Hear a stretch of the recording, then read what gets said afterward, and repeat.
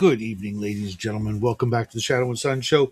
Welcome back for the recap, the end phase of Omenowls Alien the RPG. I think it's done by Free League.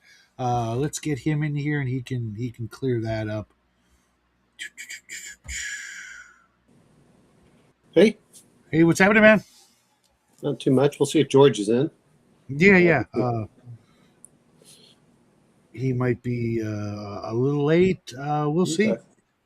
No, I mean that's the big thing. Is if George comes in, that's great. Off grid said he didn't really care for the system, which is fine, and maybe I messed up in some areas. So that's I think it was more. It's not even the system so much as he's just kind of he's not a sci-fi guy and he's just not feeling it. And that he and I had a talk. I appreciate him playing, but I understand. Hey, he's a fun guy to play with. You know, we play with him on Sure. Friday and Sunday, and you know maybe he needs a break from us. I need a break from us, but you know. No, all I want to say is I appreciate the fact that he did play. So we're going to be in for catch everyone up. This is going to be the third act, which is probably going to be the most lethal one. We'll see. You guys died pretty frequently in the previous couple of. I mean, is anybody left? I mean, you know, there aren't that many left, actually. You know, there's and actually there's a whole other thing that they was going to do, which it always felt like they kind of shoehorn it in, but which I'm not going to include. And then hopefully, depending on when this finishes tonight, we'll either talk about it tonight, or if you're up for it, you know, I know George won't be available next weekend. We can talk about the things that, you know, as DM, what I wish I had done previously, things that threw me for a loop, stuff like this, things I didn't like about the adventure, things that you guys didn't like about the adventure, and go through some of the stuff that's in the background. You know, so that's always in there. Just to catch everybody up, the big reveal for the last one is that everyone who took the shot, there may be minor side effects, including lengthening of limbs, extension of head, homicidal tendencies, and turning into a monster. So, however, not taking the vaccine also means that a monster can grow inside of you and pop out of your head, which is what happened to Shadow's last character. So, and, you know, I can tell my son, well, if your chances of dying from a vaccine are 10% and chance to die from the disease are 50%, you're like, well, maybe I'll take the vaccine just in case. But if they're just like, well, it has a 99% survival rate, you're like, yeah, I'm not touching that with a 10-foot pole. So I that's what's going on. Totally fair. So I think that's sometimes what people forget about. And George is playing our Captain Vanessa Miller. Shadow is taking over the part of the medic, Liam Flynn. I hope I got your name right. Long time no see. So last night was interesting. No, that was pretty good. I mean, everyone that won the stuff, and like I said, I think I have all the Ardenwin books. I don't know if they were doing anything really new or if it was just a reprint in a different format for their limited edition. Like I says, I didn't take stuff because like, look, there are people that actually put stuff to good use, which are the people that really should be getting the miniatures. Just because I really appreciate you being like that. I was just bummed because I had a huge list of people, well, not a huge list, you know, it was like just under, yeah, you know, and a bunch of them, you know, part of it I know was like Janet, she had her own show going. She might have won something, but she would have won something she wouldn't have known what to do with. Max Liao has his show on Fridays, and we couldn't do it tonight because Jackie's still not back from his event, and you know, we've been putting it off, and you know, I learned a lot of stuff. George and Dave and I, we stayed on for another 2 hours in the green room, just chatting away. Them showing me all kinds of stuff that's going on in the background and talking about stuff we're going to do in the future. And the one thing I would like to, and I need to talk to George about this, I'd love to get the PDFs of the Ardenwin books so I don't have to break the seals. Anyway, up there. I don't think there's any seals on the box set. No, not the box set. I'm talking about all the stuff I bought for the. I can't remember if I bought the last Kickstarter, or whatever. I bought the volumes 1 through 9. Oh, and you have the hardcover back, and then the rest of it they put in like little Ziploc things that have the little seal. Okay, yeah. And that was something I know I've talked to George about, but I like to get those PDFs just because, as much as I love books, I kind of read books more for enjoyment, and I read the PDFs a lot of times for learning because I'll hit Control F a lot of times. I think that is. What the hell is that? That's probably George. What's happening, man? How you doing? Hey, let me turn off this in the background. Sorry about that. I was like, look, I thought it was like 6:45, and then I'm like, then it wasn't. No, that's fine. Let's see here. Let me get my. So Off-Grid won't be joining us. He said this. He said he just can. This just isn't his kind of game. I said, all right, that's fine. Like I said, hey, at least he didn't blow up, explode, and leave mid game. You know, accusing us. Threatened to punch me in the face, or well, it was Justin. I know. Well, there wasn't that, and they didn't just disappear. You know, that's the other thing too. I appreciate the fact that he told me. Yeah, I've updated everyone's agendas. Not that it really matters for. Well, it does. Yeah, I need the link because I couldn't find really the time to get it. Yeah, I'm lazy. Let me see. I should be able to find it. Here we go. And of course, I did not. There's George. He sent me a message. It's 6. And I wasn't sure if George was coming in. He said no, he was busy. And I wasn't sure if it's. Oh no! I talked to him earlier. I just. Well, I mean, he's here, so obviously. Yeah. Next week, my daughter. No, it's an illusion. Let's see here. What place? If you don't mind us asking. They're doing Wizard of Oz. This is his synthetic version. Oh, that's a treat. Oh, I need to do the Foundry. Yes. If you want, I mean, that's up to you. It's a little bit easier with the map. Yeah, I know. Yeah, no, I just to roll in things as well. Like I said, we'll see in how far you guys survive. I don't expect anyone to survive this. But I've been. I don't even remember who I'm playing. Well, you're now playing the Doctor, and I. Oh yeah. That's right. That's that's right. Oh yeah, that's right. Jeez. Where is the link? Oh, Chart of the Gods. Here we go. And then I throw on. All right. It's not gonna be as fun without freaking Off-Grid. Oh man, I wanted to tell him something. You can do it offline. You can do other stuff. No, I mean his character. I know. Okay. Well, you can always type it to me. That reminds me, I'm going to do just that. I have a message for you. Game. Oop, wrong one. And I just sent the message to you, so you have the link. So it's not that hard to what? Let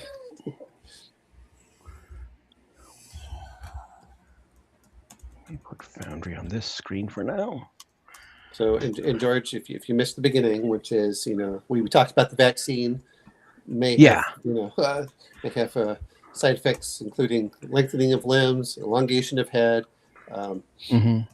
burning when you urinate, anger issues, and homicidal tendencies, along with turning into a monster. So, let me just.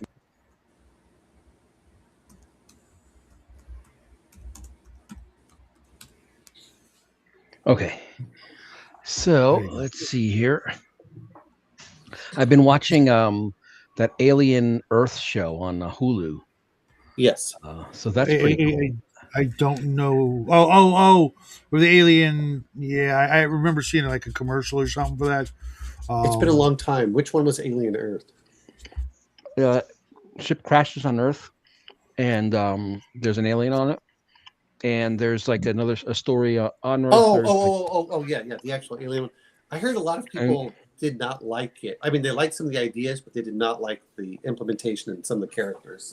So well, there's really, I thought it was, so far I'm like 2 episodes in, so who knows, they have plenty of space to ruin it.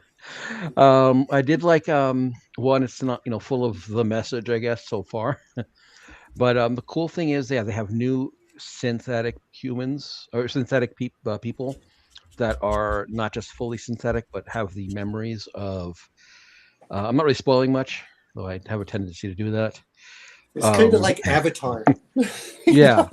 So they have this girl that she's like got like cancer or something, and the boy genius, he's like, he has a new company on the block that's called Prodigy, and they're sort of a rival to Weyland-Yutani and some of the other companies. And he transfers her mind into a body of a synth, and then does it to several other children that were dying of some kind of terminal diseases.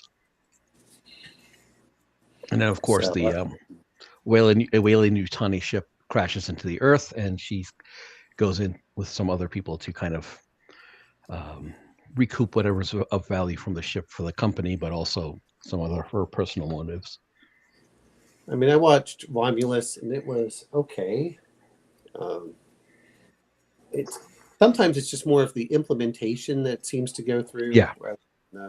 Like it has a really cool idea, but it's almost like they're afraid to go all the way, or rather than saying, okay, we're going to try making this realistic within certain cases. I know panic and stuff, but yeah, it's. Yeah, there was one scene in this one. I'm like, kind of like, the character seems to be some kind of soldier, and he just panics and doesn't shoot the alien when he sees it. You figure he's sort of a little more trained for that. Well, but I guess he had a bad role. Yeah, well, again, I don't mind if they, because I've heard people shooting and they miss. Like, I would never miss that. Yeah, I'm like, yeah, you would never miss the range. It's very different when your heart beats like 240 beats per minute. That's like, okay, how about this? We have you sprint for 10 minutes until you're breathing as hard as you can, and now start shooting. Yeah. One thing I'm liking so far, since that they are the minds of children, like 11, 12 years old, being put into these synth bodies, you do have a lot more empathy for them, because you start seeing, like, when the first encounter with some of the aliens, it's just like, they're screaming like children, even though they're super, super powerful creatures.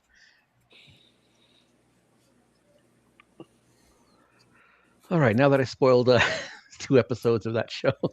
No, you haven't. Shadow still hasn't logged in to the Foundry stuff. Did I? Okay. No, I can see George. No, I guess I didn't, because I see that you put your gender up there, George. My gender? Oh, beep bop boop. Yeah, that's what's her name? Gina Carano. That's what Gina Carano got in trouble for. Yes. So she got in trouble for that. But I heard now that they're talking again now. Dave Filoni and Jon Favreau have had a meeting with her, and I guess they're gonna possibly do a Cara Dune series. Well, gee, let's see. You got rid of all the people that tried sabotaging her. Yeah. Which always gets me about this, because for the longest time, it's like, you understand the goal is to make money, right? Yeah. Not to push an agenda. All right, so Shadow's in. Whenever you're ready to start, again, we did the big reveal. You're with Albert Johns. Let me go to my character. Yeah. So anyway, I put an agenda for yours, and you've already read it, so that's good. I can't find the character sheet. Lee Davis is still there, but the doc isn't there. Oh, did I not? I thought I put. Let me see. I'll do configure ownership for you. You're right. No, I have you as owner. It says Liam Flynn. Skills notes is in our notes.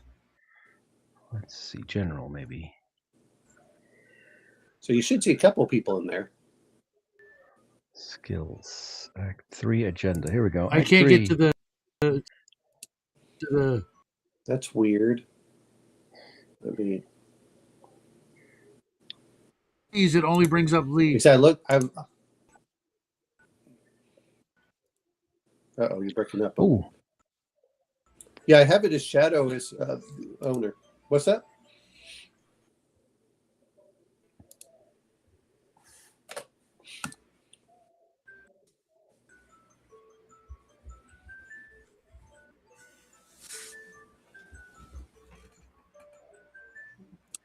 Oh, that's cool. I actually kind of accidentally did my talent last time.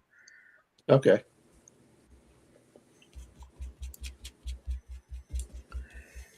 All right. So right now, Valerie and Liam are down on the floor below you, trying to get things up and running. On your floor, of course, you just talked to Ava. Liam is sleeping in his room by himself right now. That is me, correct? Yes. Did it show up on your? Are you able to see him? Under the. I clicked over because when I'm over there, I can barely understand. Nope. Oh, when I'm over here, I can barely understand you guys. Okay. Let me. That is weird because I have him. I'm going to log out and log back in real fast. So hopefully, I don't know what's going on because I haven't updated it and it has you configured as owner. So I don't know why it's not coming up.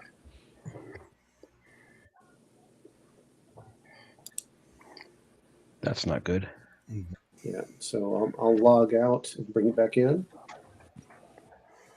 Wonky. Sorry, I just kicked everybody out. So that's. If need be, since Shadow's sleeping at the moment, it's not that critical at this very instant. But, okay. I'll log back in. Should be starting up. Yeah, it just started up now, so it should be all loaded up. Like I said, it should be under actors. Yeah, when I go in there, it just had. And you should be under NPCs. You might be in the wrong one. Make sure you're under the NPCs. Oh, okay. That could be why. That makes perfect sense. Because they have NPCs and PCs. Well, now they gave spare characters for that just in case. So.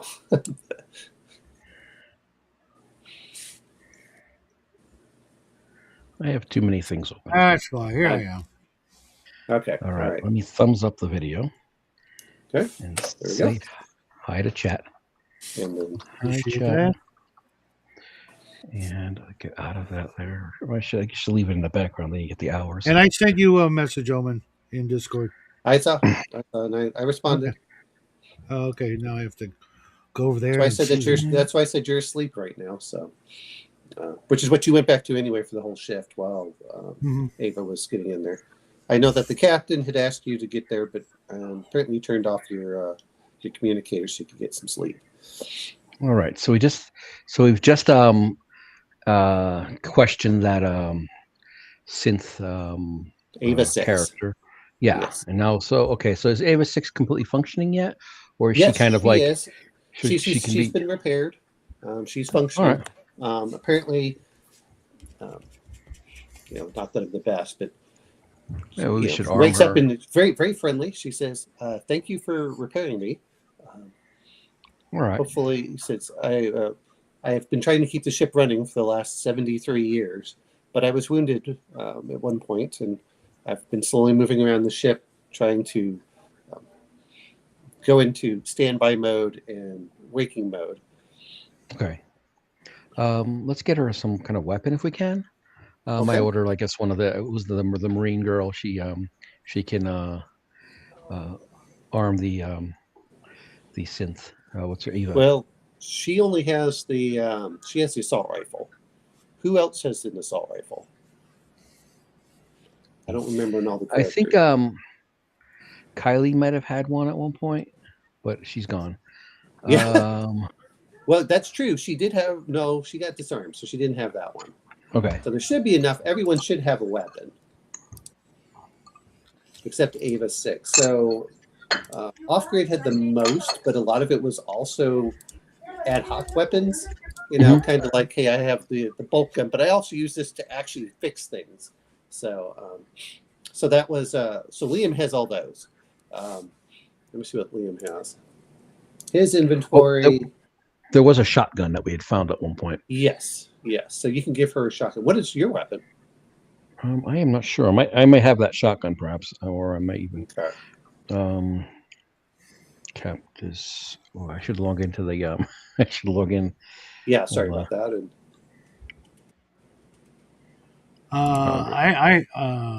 I have no weapons. Correct. You have that syringe or whatever you stabbed it with. No, that was Lee. Oh, you know who had the pulse rifle was Kyla, and Kyla was the one that had her arms ripped off. So yeah. So if you want to give Ava the weapon, that is fine. Ava is. So she has no ranged weapons, so she's probably not the best for shooting. And okay, maybe she give her. He says, my goal is to make sure that everyone returns home safely. It says my highest priority is basically she has the 3 laws. Asimov's. Yeah. So I will not hurt another human being. I will, by inaction, I will not hurt another. What is it? I forgot the 3 laws, but basically, I follow all the laws as long as it doesn't violate the first 2. I think it's the 3rd law. I got a Watsumi bolt gun. So that sounds cool. Okay. Well, I'll put this on to Ava. If you want to give her the pulse rifle or not, if you'd rather put the pulse rifle on someone else, that's okay. Yeah, let's well, I guess it's. I assume is Omen's character. I mean, Omen. OG's character still around, or he's they on kind of. Yeah, he's on the bottom floor. They're working on things. They said that they're going to go. He goes over the radio. Says, "We're going to go look at the reactor." Okay, and he's got some. Go fix that. He's got some good weapons, or he's pretty well armed, or no? He's well armed only by the fact that he has like a harpoon gun. He has like stuff that you carry as part of like your normal job. It's like, oh, do you have a club? Okay. Like, no, I've got a pipe wrench. Do you have this? Let me see what his weapons are. Okay. So Liam, I think not Liam. Lyron, that's what it was. His inventory is he's got a grappling gun and a harpoon gun. He has a cutting torch and a harpoon grappling gun. So those aren't exactly. Yeah, I'm thinking Vanessa would like at least probably prioritize the crew of her original ship. So maybe we'll get that to I forget what his name. Charn, is it? Charm. Well, like I said, he's down there trying to fix things at the bottom. So do you want to? He's with Valerie, so that would put all your firepower down there if you didn't be doing that. Oh, I see. All right. Well, I'll give it to her for now. Then I'll give it to Eva for now. But maybe when we all meet up again, we'll swap things a little bit up. Okay, so they're going down there. Let's see. I will put this. Now. So Ava has that. She looks at you. It's like, what am I supposed to do with this? Shoot at anything that moves that's not the crew. Okay. She says, "I'll try. I'm not the best at this." We'll get if we find somebody else who can use it better. That you can. Is it a? Yeah. Let her. Yeah. I'll keep with the gun I'm used to. Okay. So you've got the bolt gun. Yeah. And then you have the. Yep. So next thing I guess we got to figure out is getting off the ship. I think we're just too many of us are dying. Yes. So Lori's cleaning up her corporate suite. Albert's staying with you because you're trying to do 2-to-1. Liam's sleeping. And then, of course, the 2 that said that they're going to work in the reactor, which are Valerie and Chom. Okay. Let's see here. It's Lori I think Clayton, by the way. I'm going to go to Valerie Clayton and find out. I'm going to ask her a few questions. You mean Lori? I said Val. It says I thought it was Valerie. No. Valerie Reed is the Marine. Oh, sorry. Because I got in the text. If you want to go to the maybe you can clarify who then that was, because in the text on the Discord, it says you're saying Valerie Clayton says blah blah blah. Yeah. Whoever that you meant in that. Yeah, I messed up then. Oh, it's okay. So many names to that keep happens track a lot when you're dealing with like 12 different character names. Yeah. It's like the Wheel of Time.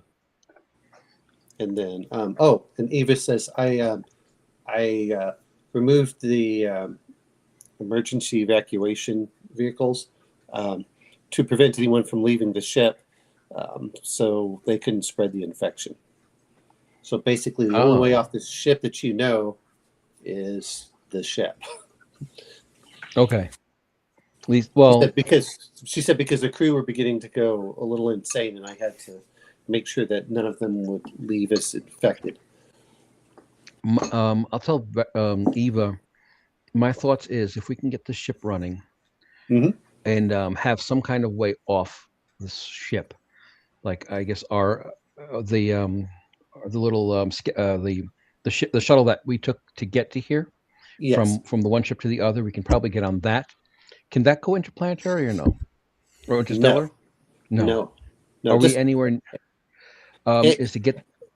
So then it would be to get the ship into a range of someplace we can go to, and then fly this thing into autopilot this into like a star, and we get off. Okay. If it's like what we could do is we probably need to repair the bridge along with your crew repairing the reactors. Okay. She says, unfortunately, she's not really good with. Ava's really like this. She can do medical. She's good with communications, and that's pretty much about it. Okay. She's not. If you want someone to fix stuff, she's probably not the person that or synthetic person. You want artificial person, I think so. Isn't that what they said? Artificial person in Aliens. Mm-hmm. And somehow she still has this condescending look of pity upon you, like how a mother would have. Yeah. That's one thing I'm liking in this Alien show, the Alien Earth, is that these new synths that have human minds in them, they kind of have like a handler that's a regular plain old synth with a synthetic mind. Yes. Kind of deal like taking them through this rescue mission recovery mission that they're doing. Okay. It's kind of cool. I don't know, just that sort of notion that there is a lot of that, like there's sort of thought, like kind of like we're like the new thing, and a little bit of pity on the humans. Yes.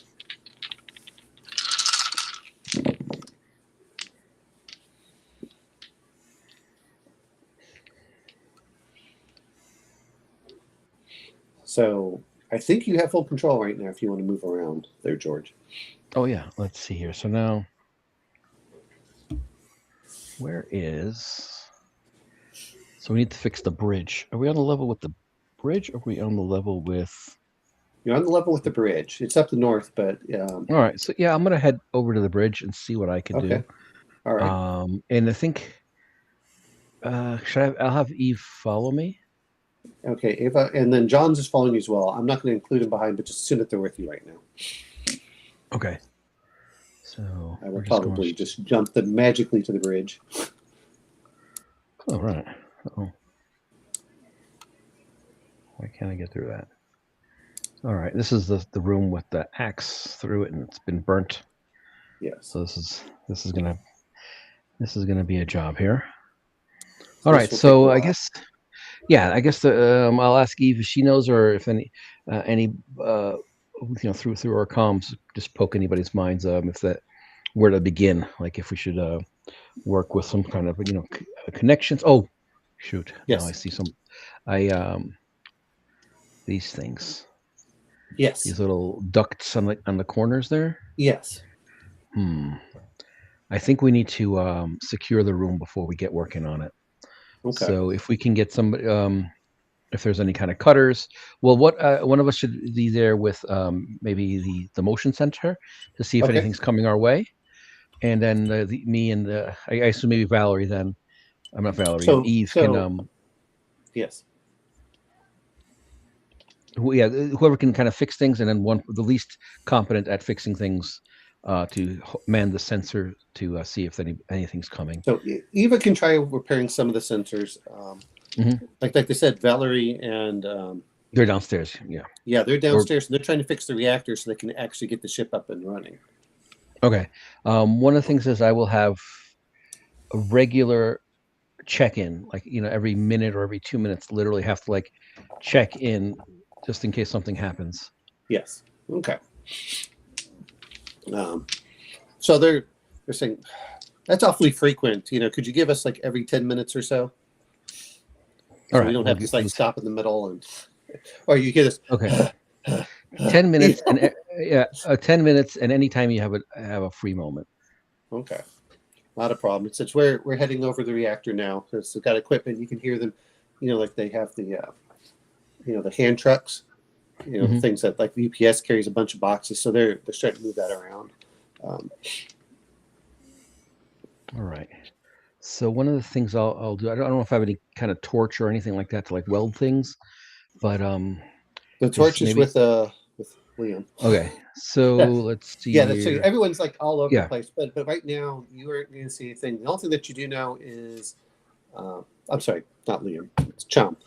Sorry, good, but Lyron is basically Lyron and Chom. So basically, your crew, they're down over there. That Liam and Lori are in their respective suites.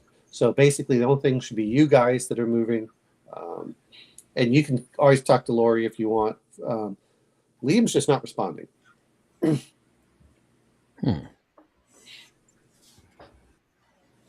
All right, we'll get working on the on this room. Okay. Let's see here, and we'll just start fixing stuff, and just keep an eye on these vents and whatever these little ductworks are in the corner. That thing, occasionally just take a look over there. If anybody has a motion sensor or something like that, let's get those. If not, let's have sensors up first. Okay, so that's what you're working on is your sensors. They're like, well, it's going to take a couple of shifts, so it's probably going to take. It's okay.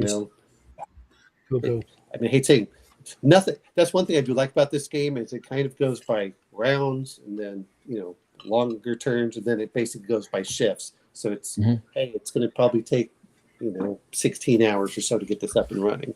So it doesn't feel like everything's instantaneous. Oh, I'll just do this. Oh my God. What? Assassination? Trump rushed out? What? Let me see. I just pulled up something here, but Okay. Well, you know what? There's nothing I can do about it, and it's a Sunday. So let's go talk about the game. Sorry, I was looking at myself, but yeah. Sorry about that. I was just pulling up the YouTube so I can see the chat. Yeah. Let's see here. Okay. What? All right. Wow, so weird. Where am I? Oh, I just heard loud. They all they said was loud bangs. So. That's all they're saying right now. Yeah, they were rushed out. Somebody shot at them. Well, who knows? I don't know about you, but sometimes I've heard stuff like people drop crap, and it sounds like a gunshot from a distance. Is that a gunshot? And you look over like, no, it's at least when I was in the city. So, but Secret Service doesn't play games. Yeah. Well, theoretically, they don't play games. unless you're running for president, and then they don't seem to pay attention. But, then they set you up. That's right. Hey, just take this corner right over here near the book depository. Everything will be fine. It makes you go really slow. And so it's like a nice long shot for 300 yards. Anyway, sorry, let's go ahead. I'm not saying anything, but I'm saying something.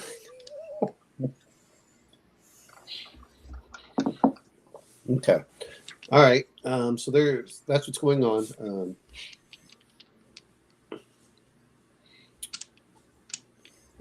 So George, while they're working on this, is there anything else that you want to do? Like I said, you're getting in there, and they said they're approaching close to the reactor. All right, I think I'm gonna. And then they say, "Well, and then you hear Chom go over and say, "Looks like there's some radiation. We're going to have to suit up to help prevent that." Okay. So it looks like there's a minor leak around here. We'll have to work on that before we can probably get this up and running. Okay. Let's see here, General. What do I have? Skills.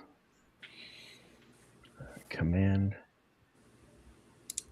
Oh, what was that? Can you guys hear me? Yes. No, I hear you just fine. Cool. All right, cool. I was worried the battery went out. Okay, so yeah, I think I'm just gonna kind of help out where I can, and maybe just keep an eye out for anything. Okay. Maybe I don't know who has the little motion sensor. Do I have that, or somebody else has it? You would have it if you want to hold it. Yeah, I'll hold that. I'll be the motion sensor person. See what I can find. Keep an eye out. If maybe even kind of use it. Maybe I'll kind of patrol a little bit back and forth between here and where at least not necessarily have to go in where the radiation is, but get close enough that to see if there's anything moving around by them. Okay. Well, that means that you're going to have to go to the next floor, and so they're basically at the whole other end of the shed. Oh, different floor, other end. Okay. Well, I guess it would help. I'll do it at least once. I'll kind of get these guys set up here, and then kind of go back and forth between the two. It's probably a little risky, but I think just to kind of I'll be moving around, see if I can find anything moving, and I'll be patrolling a good part of the ship, so it'll be a little bit more accurate. Like I'll get a broader sweep of what's going on. So I think maybe that'll work good. I think that'll work because then we can start locating this creature. Okay. So I mean, it's gonna. I'm not sure exactly how far that is. It's probably going to take you a couple minutes to go back and forth. See if you go over here, which says reactor core to the very bottom. I'm not sure. You'll see me ping it. Can you see the ping? Wait, I just ping again. Can you see it? You might have to zoom out. I must be okay. Game master. All right. So I don't know if you can see where I'm pinging. Yeah. Let's see here. Okay. So that's where you have to go all the way to the other side. All right. I'll go a slightly different way than I'm used to. Okay. And I'll go this way.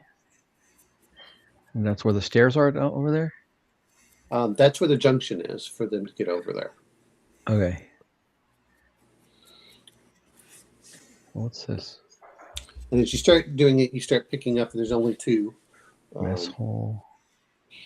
So all right. So you can tell that's them down below you that are moving right now. Nothing else is moving at this time.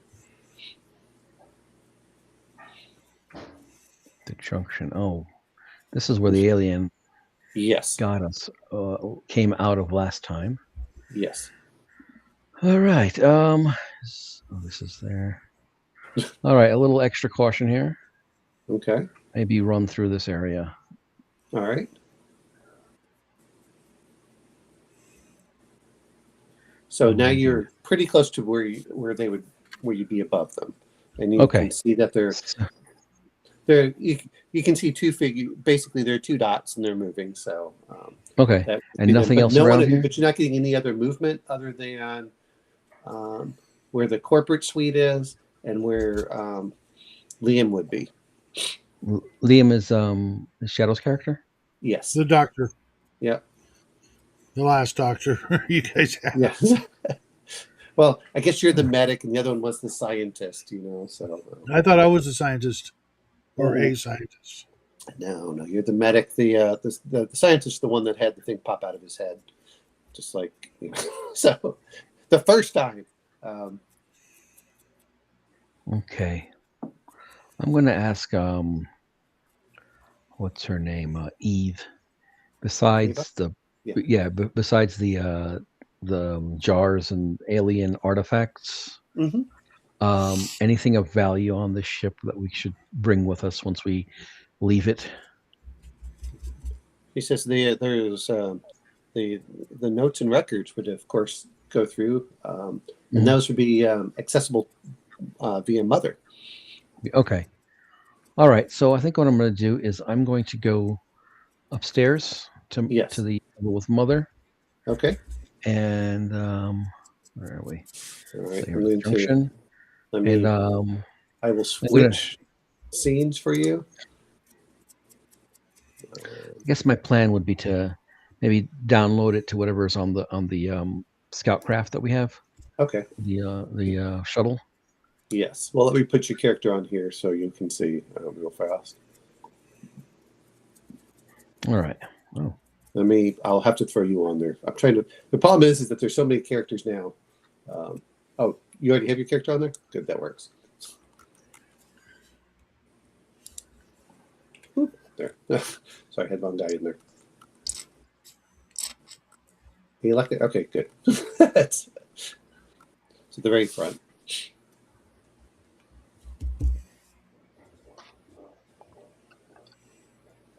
Yay. There we go. Haven't been here since I was Wilson. Yep. So now you so while you're working on that, you hear Valerie say, "Okay, we got the doors open to the reactor. We think that we're in there." Says, "Looks like another, looks like one of the crew has died in here. The room needs to work out, and so you hear talk about it. So when we need to clean the room before we can try getting the reactors online." Okay. All right. Says, we'll call you in. We'll call you in a little bit while we finish this up. Cremate the body if you can, or space it. Okay. Says, we'll head over there. We'll start. We'll put him on. So we'll dump the equipment off of there and go grab him.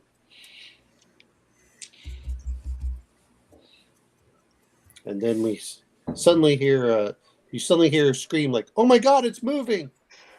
Oh no! All right, let's. And you hear some automatic gunfire, and oh no! I start running towards them if I can get there. Okay. Let's see here. Cause here we go. Yeah, get to if you can. Yeah, I'll get there as quick as I can. And see what I can, if there's any, if I can sense where anything is with the little sensor, with the little motion sensor. Well, they would be on. Let's see if we'll activate this. Boop. Of course, your character is now actually. Yes, I can move you through walls. So. Well, the air scrubbers. I remember. So there you go. This is where you would be. Okay. So now, and where are they? They're the floor below you. Oh, they're okay. So they're even further down. Okay. Yes. Remember, they're on the reactor at the very bottom. Yeah, I'm gonna head towards where the shooting was, or was it these guys? So you can go reactor. down one more floor. Yeah, I'm gonna go down to the level with the reactor and start trying to see what's going on. All right, let me put you over there and try, because you're gonna have a character on every floor now, just based off of where you were. Okay, there you go. So you're right there. And yes, you picked up movement of 3.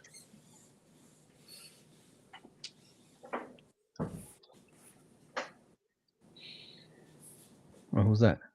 Oh, that's sorry. Let me move him accordingly. That was where Liam was previously. All right. Okay, there we go. Sorry about that. So open deck. Where's the reactor? So here's the other junction. Mm-hmm. Where would the reactor be? So you go through.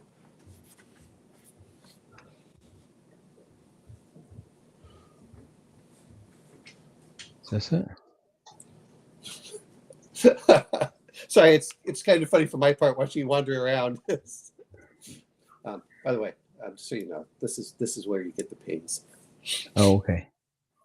All right, you're able to make it in, and you see Lyman Cham standing over with basically a pipe wrench, and it looks like he's beaten this thing to death with a pipe wrench. And the Valerie's apparently she's taken a blow to the head, and she's bled out. And like I said, they're both there dead.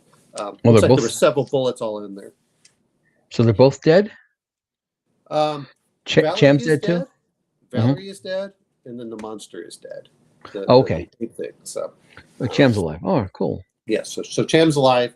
He's like, says, I barely made it, but I was able to kill this thing. Says, you might want to get out of here because he says we still haven't fixed the radiation leak, and you're not. All right, I'm gonna drag Valerie's body out and then change into her radiation suit. Okay. And I'll grab her pulse rifle or her. What does she have? She has like assault rifle. She has a pulse rifle. Yeah. All right. I assume that's better than mine. What's that? Is that better than the bolt gun? Sorta. All right. I'll give Cham. Don't get me wrong. It's like the difference between being hit by a big slug or by multiple bullets. You know which one? Oh, okay. Individually, it's better for your bolt gun, but you get like one shot. Okay. I think I'll do the bolt gun because I think this thing's armored from what I see. It's kind of metagamey, but I'll keep with the bolt gun. If and if Cham wants the assault the rifle, then he can take that. Sure. So he's okay. Well, he's like just leave it here on the floor. He said I can get to it, but he's carrying too much stuff to deal with everything. So you're gonna put on her suit? Yeah, and then I'll come back and help him out. Okay. He says, no, I've got this. Go ahead and check on everybody else. He's like, I am. Okay. Where did it come from? I said, I don't know. It was here when we came in. It was just sitting right over here. And you see like a light blue glow. I'm going to put this up for you so you can see what it looked like. Now, this is minus Valerie the Dead. Let me see if I can. I put it in journals. So.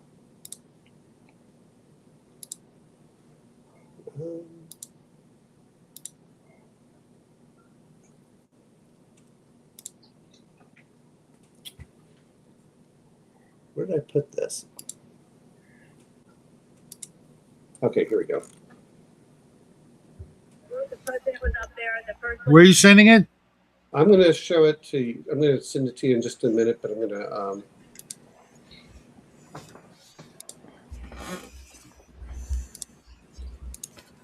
But let me get this in here so I can.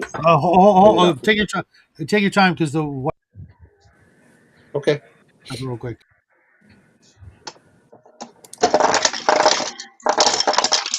Oops.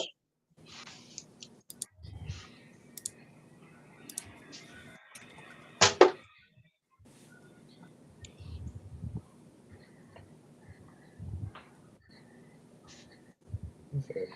Oh, that's cool. All right. Why is it?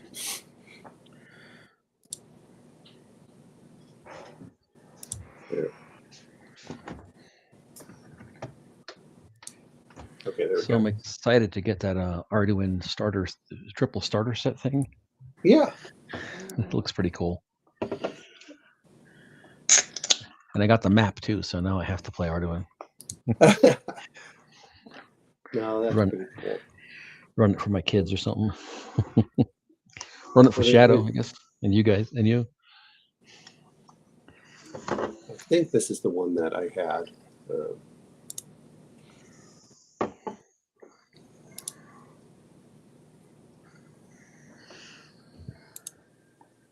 Maybe that's the next thing we should play. Which one? Or maybe at least put that on the list of things to play for the Saturday stream. Okay, so Shadow, here you go. Here's the image of what it looked like before.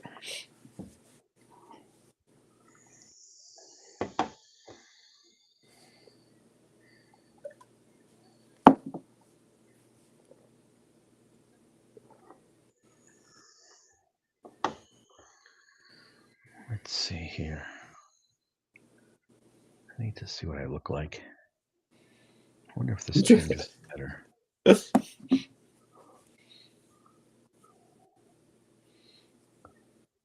Where am I? Here we go.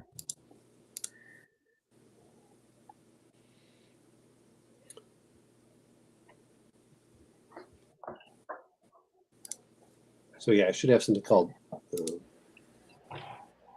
room art. Let's see, that's too zoomed in. Well, I'm just glad they have a thing with. What's that? Can you guys see it? It's there we go. Dark. It is super dark. It's the best I can do. No, that's okay. It's not as dark on my computer, but man, on my iPad, it's pretty dark. So, but it's intended to be dark and so what you see is the little blue light coming out of where the reactor is. Okay, so that's the reactor side of the reactor room, and this is the control room. And then the figure that was hunched over, the way it's said is that basically it's like curled up with its legs up to its chest and its arms wrapped around. And of course it has the long arms. So, and it was in hibernation apparently, and it woke up when they decided to try to move it. Okay. So this was actually the gorilla creature, not the alien. Yes, correct.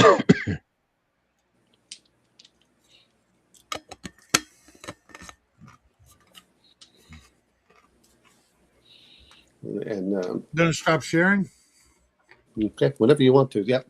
So that's going to be one of those that you're going to have to. And then Cham's like, I've got it down here. I should be fine. He doesn't really seem phased by the whole thing. He seems to be more focused on just doing his work.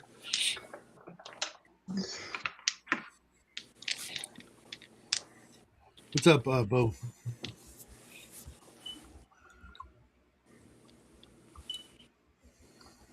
Windows key. Then right. Oh, gotta escape that first. Okay. And now Windows key left.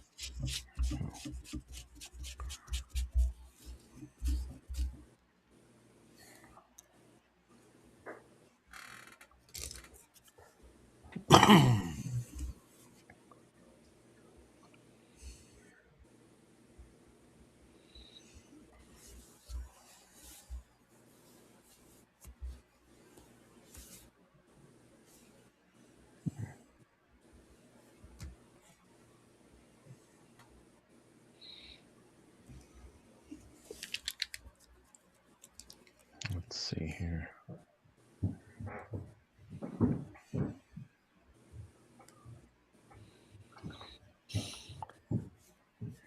Oh, I got a massage.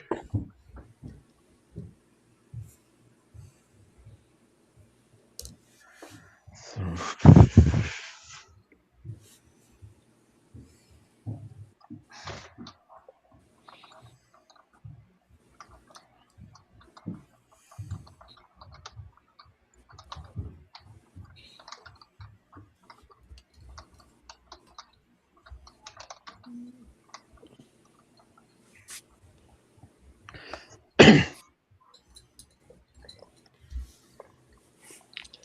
So will you head off to now, George?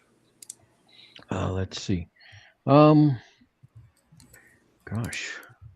I'm gonna check in on Shadow's character. Why is he sleeping so long? Okay. All right. So that's going to be on the second floor. Wait, if you want to go back to the junction, that's about where it is, right here. Let me so see. Go upstairs.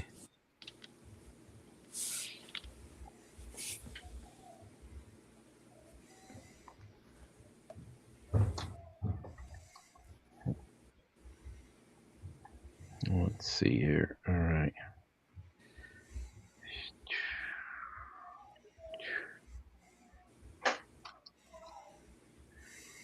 That's our locked. There we go. Junction. And then go up to the second floor. Do I have to click something to go to the second floor? Give me just a second. I will flip it over.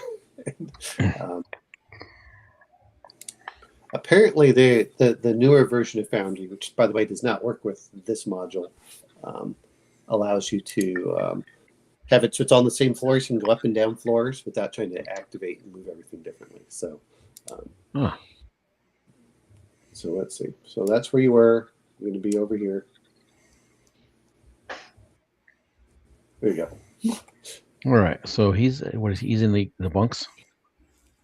Yes. He should be over in this area, in the living area.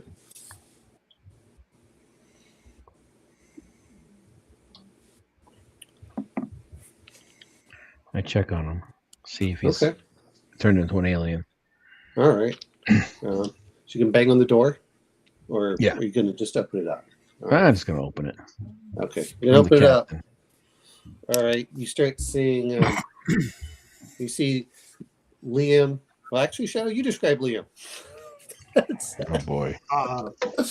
He's curled up on his bunk. He whips around quickly. Can't you read? It says do not disturb. As you see his longish arms, longer than usual, reaching out for your throat.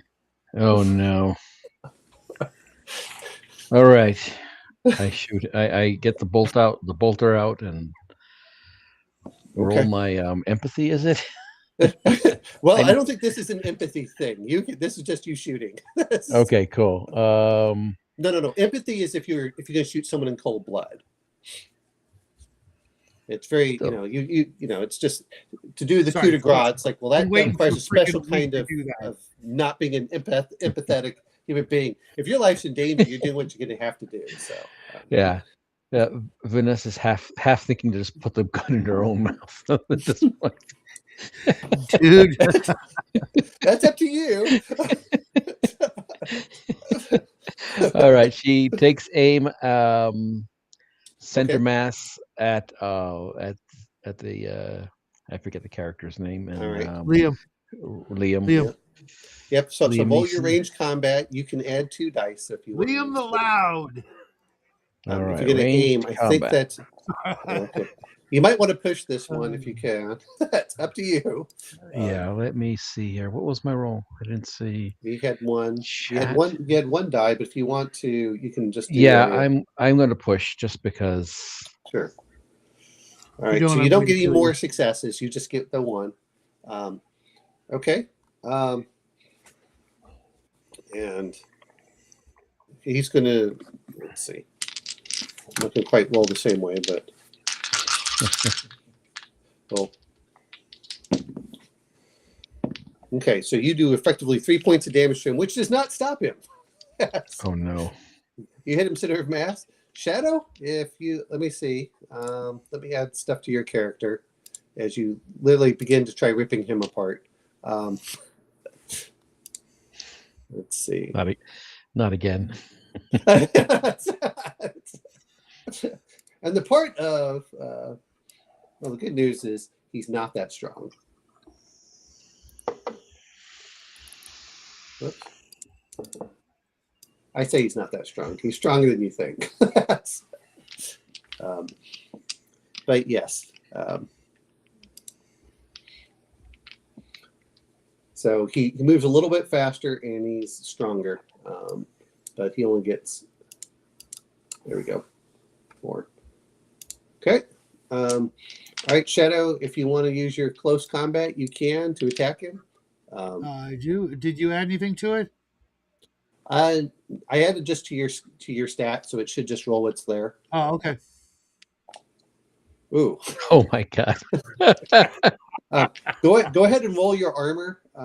He's just beating on you, but this is not a. He doesn't have the full speed out there.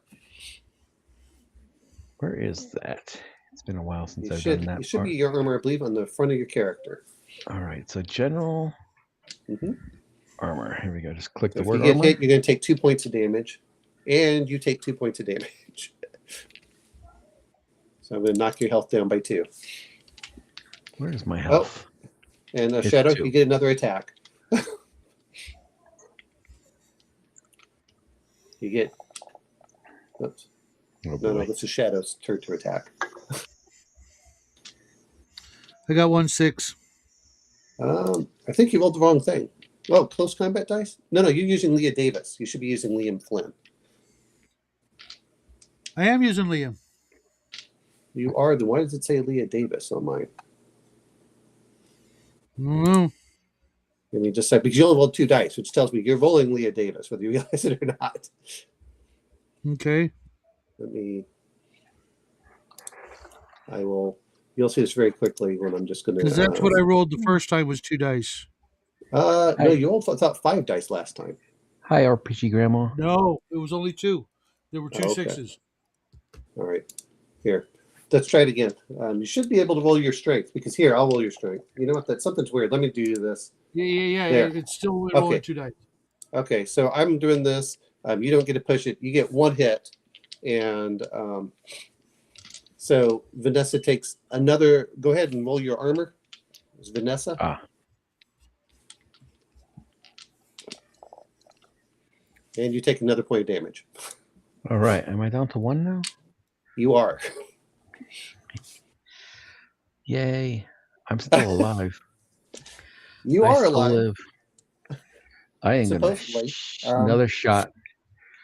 This is only just 1 shot. Yeah. Oh, yeah. I'm going to. My gun only has 1 shot? Yes. Then you have to reload it. Oh. Remember you said, I'll take this because it does more damage. Yeah. So it would take a turn to reload it while he passes on me? Okay, so I'm going to get out of there as quick as I can and head towards the command room. Okay, so you're doing that. So you hear, go ahead and I'll move you about as far as you can. So you head towards the command room. So you're going to make it about here. The thing is chasing behind you at full speed. Okay. Lori and I'm sorry. You know that Ava and Johns are running to help you out. Okay, so in this case, we're just going to say that you're going to move. You can either move again, or you can try defending yourself. It's up to you on how you want to do this. I'm going to keep moving. Okay, so go ahead and move. I'll move you in this case. Okay. We'll move you I think about 20 meters is good. Because you're like in full sprint. And he's behind you at full speed. He's a bit faster than you are, so he tries attacking you from behind. Okay. Liam is not in his right mind. Ooh, hit you twice. There is no pushing for the monster. Go ahead and roll your armor, please. Oh, you actually only have to take 1 point of damage. Unfortunately, that knocks you down to 0. As he's trying to wail on you with his fist, just, like throwing you up against the wall. Just imagine that you're like with Hulk Hogan throwing you, in a metal cage. Yeah. Somewhat semi-human. In the meantime, we're going to see what the critical rolls are. Now, is 0 death, or is it sort of like saving throws or something? What it means is we will see on your critical injuries. We'll see. Let's see. You should be able to see this.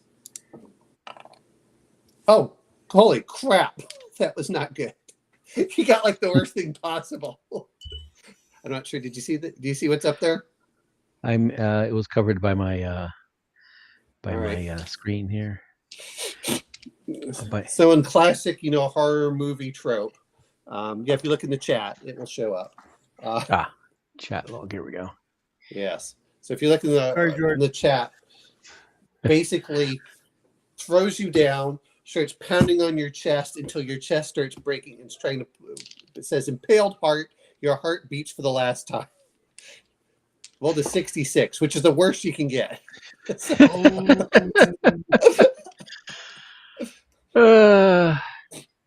Sorry, George. There's no coming back from that one. Apparently not. So Shadow, I am going to let you pick. Well, actually, you know what? No, you're.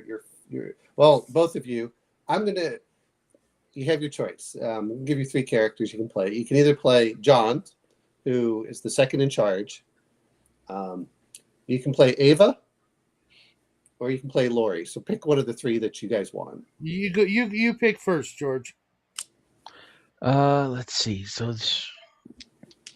who's Lori? Lori is in the corporate suite. She is she's here. Like, what is her thing? Like, what's her? She's like she's the corporate lady. Oh, And gosh. Corporate again? Oh God, the corporate is. Oi, it's like, and then of course the other one is the synth. Yes. Who's probably corporate too, or at least belongs to the corporation. Can't I play like Valerie or something? Valerie's dead. Oh no, okay, Valerie's dead. Who's the one that's talking to me? Anyway, so you have. well, you can be John's if you want to be the second in charge for the captain, or you can be Ava. If you I'll don't be want Ava. To be, okay, so you'll be Ava. All right. And Shadow, who are you going to play at the moment since they're running down the hallway? Man, why not? Okay. All right.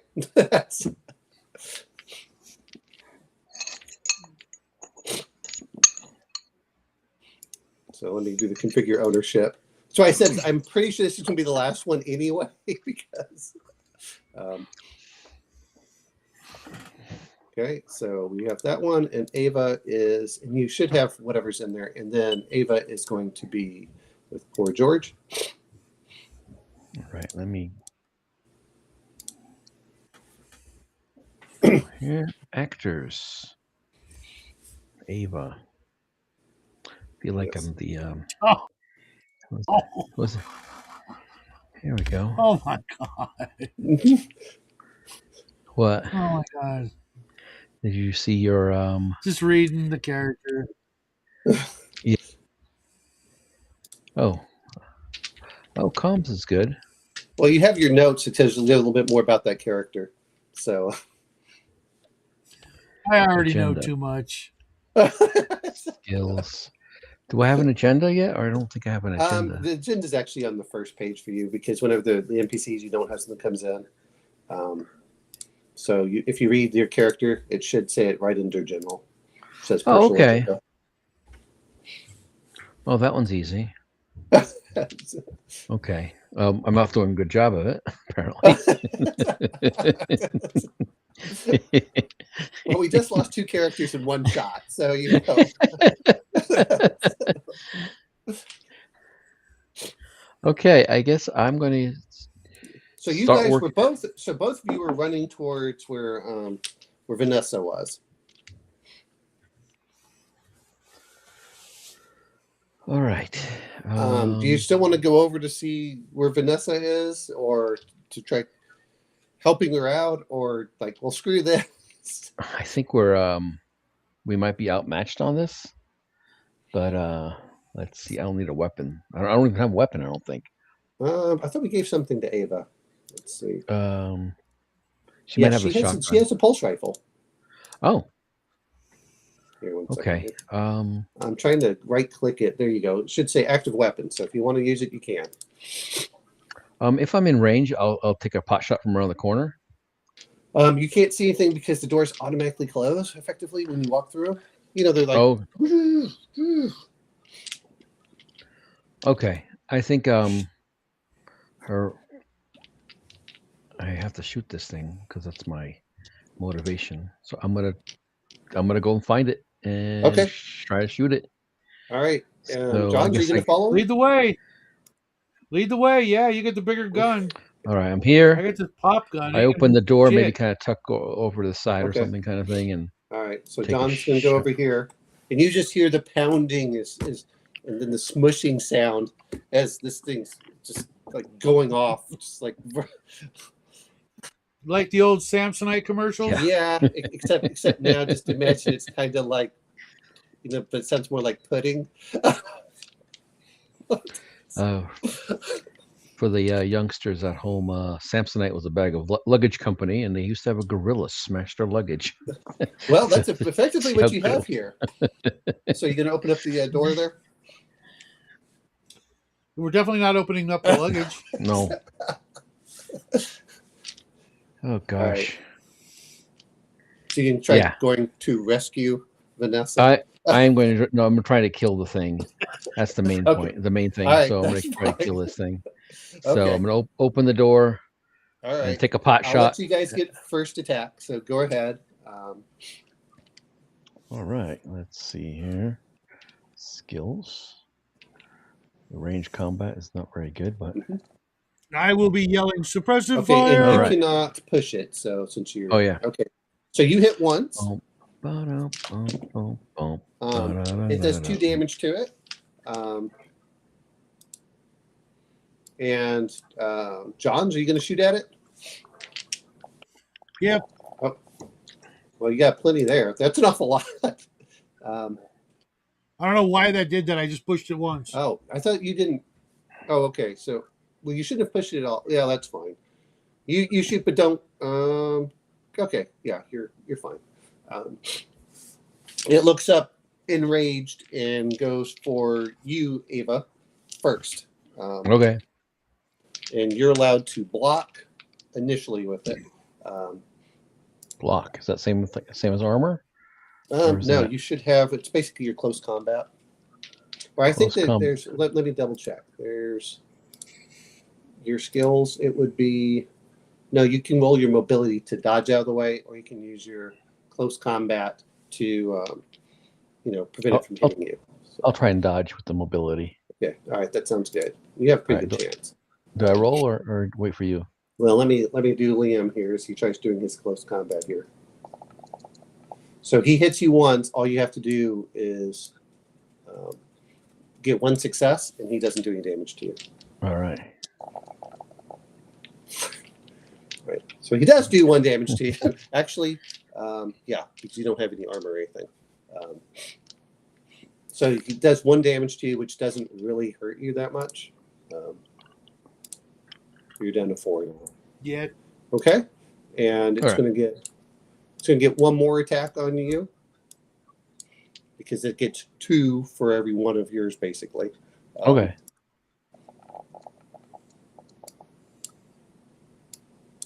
Oops, why is it not? Why is it not popping out for me? I can't tell. So it just misses you the second time. Okay.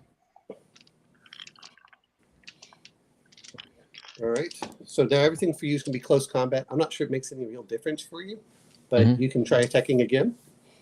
And so using close combat, like my strength? You use close combat because it's basically using its weight. You can still shoot it, but now it's considered close combat with this. So. Okay. Don't make much of a difference because it's the same amount of dice. So I'm going to... All right. Close combat. And you're just shooting wildly. John's? Yeah, I'm going to take a shot. There you go. Okay, so you get once. You can either push it or you can keep it as it is. I'm going to push it. Roll again? Yeah, just click push. All right. So what that means is that you get 2 dice. Yeah, I'm not sure what keeps saying Leah Davis for you, but it's working properly. So,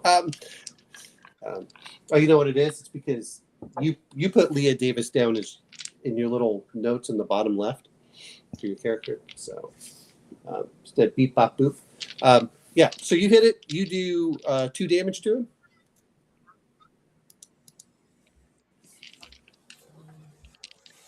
Okay, I will shoot again as soon as I get an opportunity. Unless you think we should run. I don't know. He looks like he's getting hurt. So. Yeah, I say kill it, but you can run if you want. I don't want you to get hurt. I'll be protective of him if I have to. Maybe I can move to between him and the creature. Maybe keep the creature on me. Yes. I have to kind of move over and then attack. How does the creature look? It's taken some damage. It has not. There's no critical wounds on him yet. But it looks like you should be next. Yeah. You're hurting him, is all I'm trying to say. But he's still fueled by adrenaline and anger. Like I said, so he's going to try to attack. No, at least it's not hunger and lust. Look, this is not a reaver. That's not my goal. Theoretically, that's. I want to make sure I have this right thing there. Yeah, so damage, if you did 2 damage, so that's fine. Okay, so Liam's going to try attacking you. Let's see. And does nothing. He's going to try attacking you again. Poor Ava. And does nothing. All right, Ava. Okay. You can attack now. Close combat again? Yes. No. And yeah, synthetics do not get bonuses to their stats, but do not get the chance to push. Shadow? Firing away. Oh, very nice. Holy shit. That's the best roll I've had in the whole game. Well, other than the needle, that was pretty cool. That was what, like 4 points or some shit? So you did and the way it works is basically once you go to 0, then we start doing this again. So, whoops, why is it give me the wrong one? That is not, it's not a synthetic. Okay, here we go. There we go. You cracked his spine. He goes down and he's paralyzed. So you shoot him in the back of the neck, right in the spine, and you see him quiver and just fall to the ground. You think we can make him better?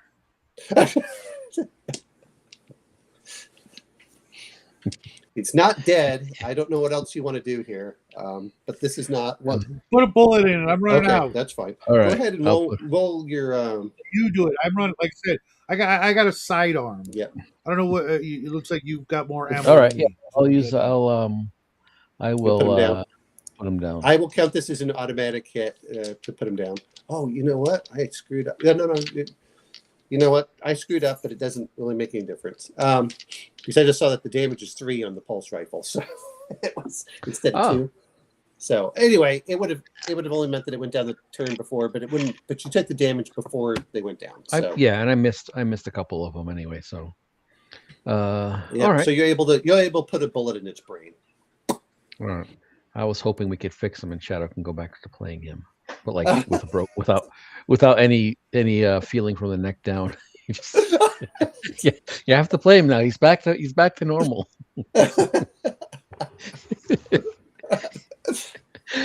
That whole the second session where like Shadow was just an invalid in the ER.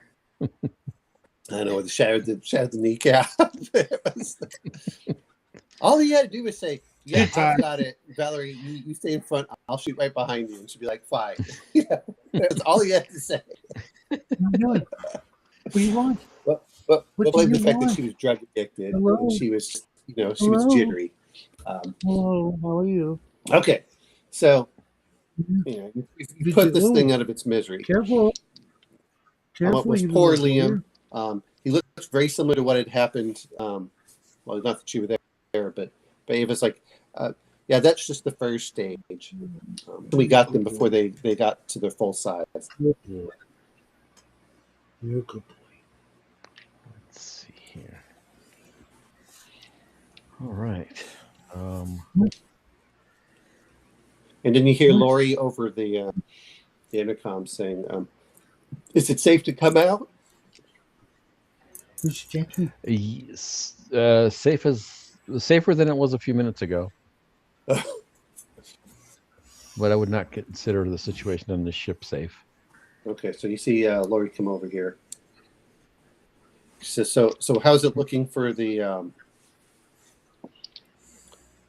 to get the ship up and running? Well, we're trying to get the sensors going. There's a radiation leak in the reactor, so they got to pin that down before before the power gets fixed. So we're just all working on that stuff right now. Okay. Is there anything special you're doing right now? Well, what we need, I think, is to grab any equipment from from Vanessa. See if she had the motion sensor. So somebody carry Yes. that. Maybe Okay. I forget Shadow's character. Maybe Yeah, I'll carry it. can Okay. carry that, and the gun, the weapon. I think she had a decent weapon. Or she She had the had she had the bolter. She had the yes. bolter. Okay. So if Yeah, I'll stick with my sidearm. Is there anywhere I can reload or anything like you that? have just generally you don't really have you don't have another clip. It's like how often do you expect to use the pistol? It's not that much. It's like we didn't expect to use it. So Mhm. just letting you know that's what it's like Mhm. we only have one round. They give you lots of weapons, I got but one not many bullet left. reloads. What's that? I got one bullet left. Well, at this rate, you probably you know what? Go ahead and roll your reloads. It should be on the big front of your character for general. Let's see, does it have it in there? Here, let me find out real fast. Okay, I'm not sure it did. Why? Oh, I know why. Because you have such a high stress level.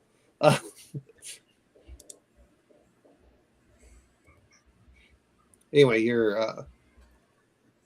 you aren't missing anything, so you're fine.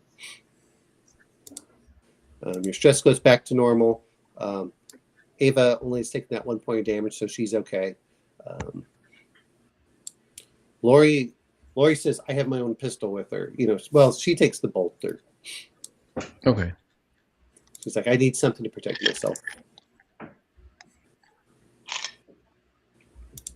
And then she tries putting in the one round she has in it, so just in case. You're probably going to use that on yourself. Jesus Christ. All right. So The weird thing is she seems very calm through all of this. what's Lori's skills again? What she's a corpo? Yes. So Okay. Lori's general skills are Lori doesn't have Lori has nothing of use except to keep watch. Okay. Let's have her help with getting the communications online, the sensors online, things like that. Okay.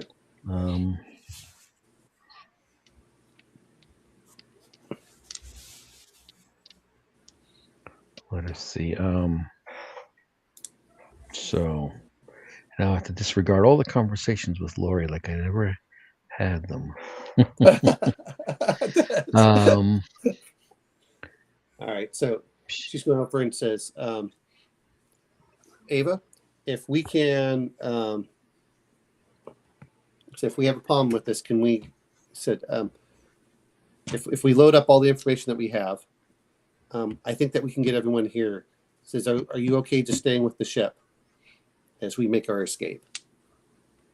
I'm okay with maybe doing something to destroy what's on here and pilot it away once we get it running.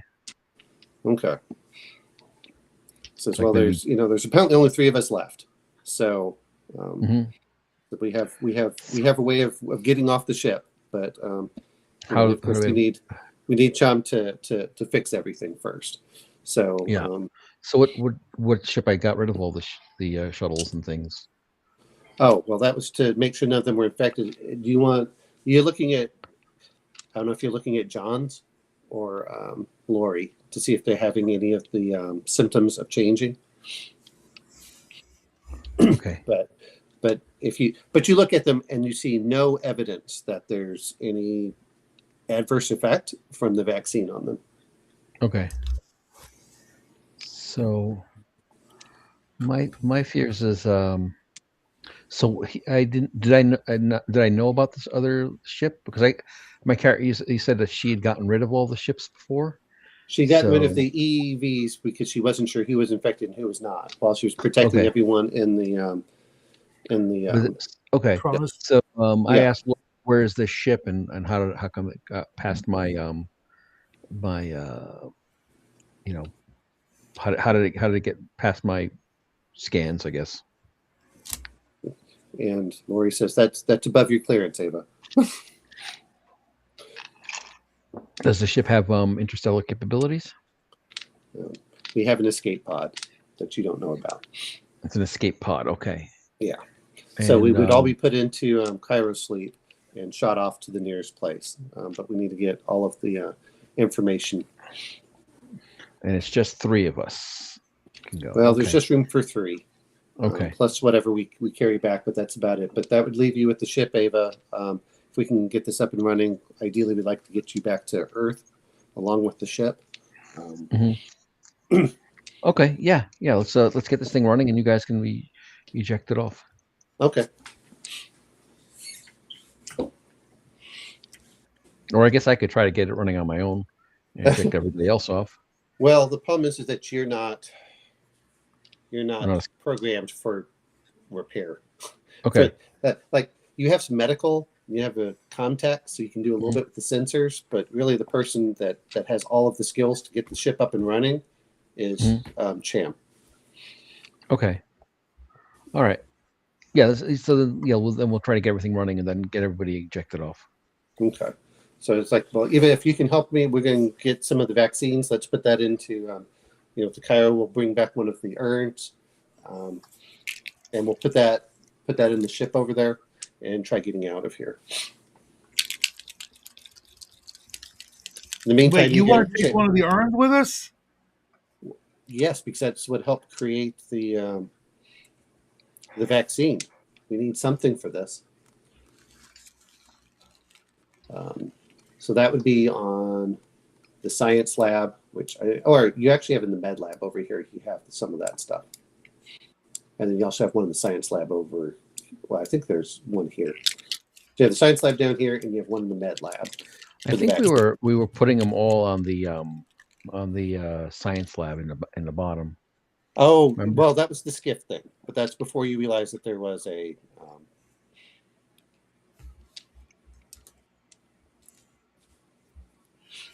But that's before you realized that the whole thing was here. Ah. All right. So meet up in the med lab, guys. Okay. So Lori is going to follow you. All right. I don't know how synths get repaired, but do I just kind of try to repair myself in here? Yeah, you can repair yourself. They'll take there you go. I'll just move your health back up.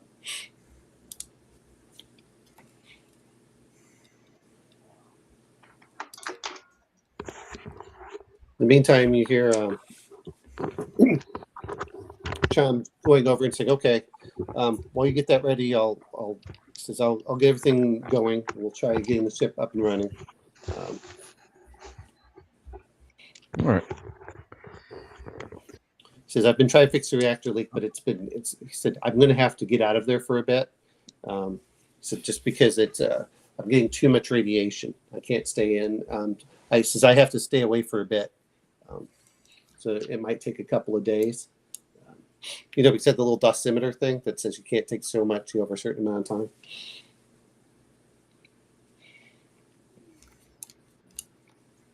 Okay. Can you guys hear me? Yes, I can hear you. Oh, cool. All right. I accidentally turned off my microphone. Okay. All right. So I will put. So Chewy, what are you doing? So Cham's going to come back up. Chewy, in just a second. No. Pink Pony Club. Yeah. So Cham's going to come up here and meet you all. How did you get that?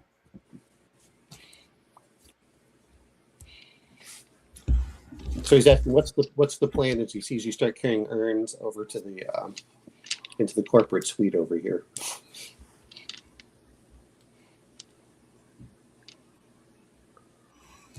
I thought we were getting the hell out of here. Well, okay. Well, that sounds good. I said, but I didn't think there was a way off the ship. There's some escape pods that corporate has. Okay. Says, all right. Well, that's good to know. Says, I'll try working it out then. All right. Yeah, there's only 3 escape pods. left. Three- so 3 cryo berths in the cryo. escape pod. Okay. So yeah, since I'm a synth, I'm going to stay on here and maintain the ship while you guys get off and try to make your way home. Okay. All right. So while you're doing that, and it says, okay, so start loading everything up in the corporate suite over here as you go from the med lab. You have the little, freezing things and everything else. So John's and Lori and Ava. Let's see. So John's, I assume, will be over here. So you get ready. You suddenly feel the ship lurch a little bit. And then you hear Mother suddenly come over and say, warning, severe reactor leak. Imminent self-destruction. Please escape. And yeah, let's go. Run. All right. Okay. I'm gonna go to see what I can do to keep since I don't have a escape pod, I'm gonna do what I can to delay this, explosion. Okay. So you can go to the next floor. In the meantime, what we're going to do here, we're going to leave Ava out because it's just going to be the three of you. So if you don't mind, go ahead and play Lori there. Okay. Not that Ava's dead, just that Ava's out. And so I figured we might as well do this. Okay. This will be about the end. There you go. So you start loading everything up into there. You can feel the ship starting to, it's starting to lurch. It says, it's not giving you really a time. It's just saying it's going from minor to severe. It says we'll soon go critical and possibly explode. Please evacuate. You see Lori bring out her card, which, by the way, so you have a key card, and right here, what looks like a closet. Lori, that's actually your escape pod. Mm-hmm. Where am I? Let's see here. What looks like a closet. Do you see where I'm clicking? Okay. Do you see where Lori is? Sorry, give me just a second. I'm not sure if I'm Lori or. Okay, I'm gonna there. Now you should have. Oh, okay. You see Lori? Okay, sorry. Now you should see where you are. Lori's got blonde. Oh, cool. So you go in there, start loading everything up. Yeah. And then John's, I guess you're gonna go in, and then Cham's gonna go in. Mm-hmm. Checking for monsters. There is none, actually. Oddly enough, it looks like a pristine, she hid it in the closet kind of thing, which sounds weird, but it's like a full walk-in closet. And then you realize, press a little button, and the little thing comes up, and you start seeing 3 chiropods get up and says, "Well, there's enough for all of us." Cham's like, "Well, I said I'm probably the only person here that knows to operate these. Can you get in?" And while I set everything up, he's trying to work everything, get out. So we need to get out of here soon. You mean like now? Yes, because you start hearing that. It says, you start hearing Mother go 75% critical, 76% critical as it starts going up. I am under the covers. Okay, so all right. In the cryo. You see the cryopods open Again. up for each of them, and let's get in there. Do synths need cryopods? I guess. What's that? Do synths need cryopods, or they just kind of chill out in there? No, synths don't need cryopods. Just human beings. Okay. So everyone needs chiropods. That's why there were only 3. There were only 3 chiropods, and that's why Ava had to stay behind. Okay. All right. Ava said that she's going to get on the little skiff, and she's just going to her escape. She's going to do the little skiff, and then she's just going to space, and then she'll just probably shut down, and hopefully someone can find her. Yeah, I'm gonna tell Cham. Mm-hmm. Corporate's gonna know you. Gonna find out you destroyed this ship. And He suddenly says, "I don't work for corporate," as he suddenly swings over at you. Try to bash in your brains. Serious? Oh gosh. Yeah. I died again. Not necessarily, but here's the fun part. So Champ hits you pretty hard. You can do your dodge, your mobility. Mobility. I need my mobility. Yeah, do I see this shit happening? Yeah, you exactly see this. Oh crap! I'm like, what the fuck, dude? Oh. He's like, you dirty corporate, and just like straight trying to bash her to death. So you did. It says you got 1 success versus his 3, so you're gonna take 2 damage. Let's see, what is your health? 2. Yeah. So this is what I love, is I can just do this. Basically breaks your shoulder so that you can't use that arm. Johns, what are you doing? Dude, we don't have time for this shit.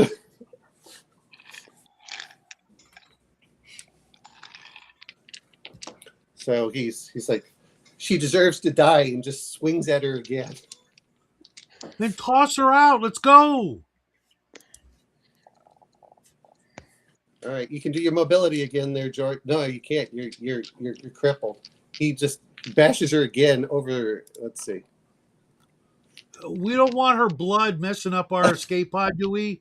Seriously, toss her. Breaks her other arm. Looks at you and says, "No survivors," and then swings at you. Unload. So, But we were pals, man. I know. Well, actually, you know what? I messed up there. That's the wrong one. There we go. Sorry, there's the right one. All right, you can roll your mobility to dodge. Well, apparently that doesn't work as well for you. You got 1 success. Okay. So you get hit for 1 point of damage. And then I unload on his ass. All right. Go ahead and you shoot. Man. You shoot, piercing the pod. As you hear he decides that, well, if you want to roll your mobility, you can do so. But he's gonna.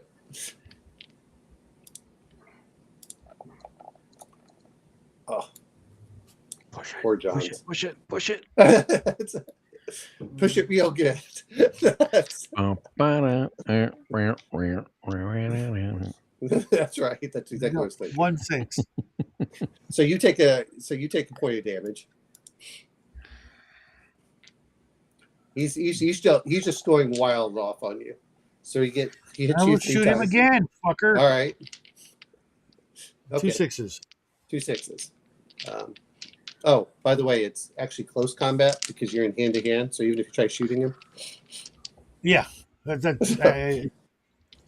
if you have the same, it doesn't matter. But let's see, your skills are. No, it's not even close. Okay, yeah. So you're close combat instead. Can with my dying breath call for help from Eva? Okay, I did better. Well, no, I did the same. Okay. 2 6. Yeah. So you hit him for 1 point of damage. He just doesn't seem to stop.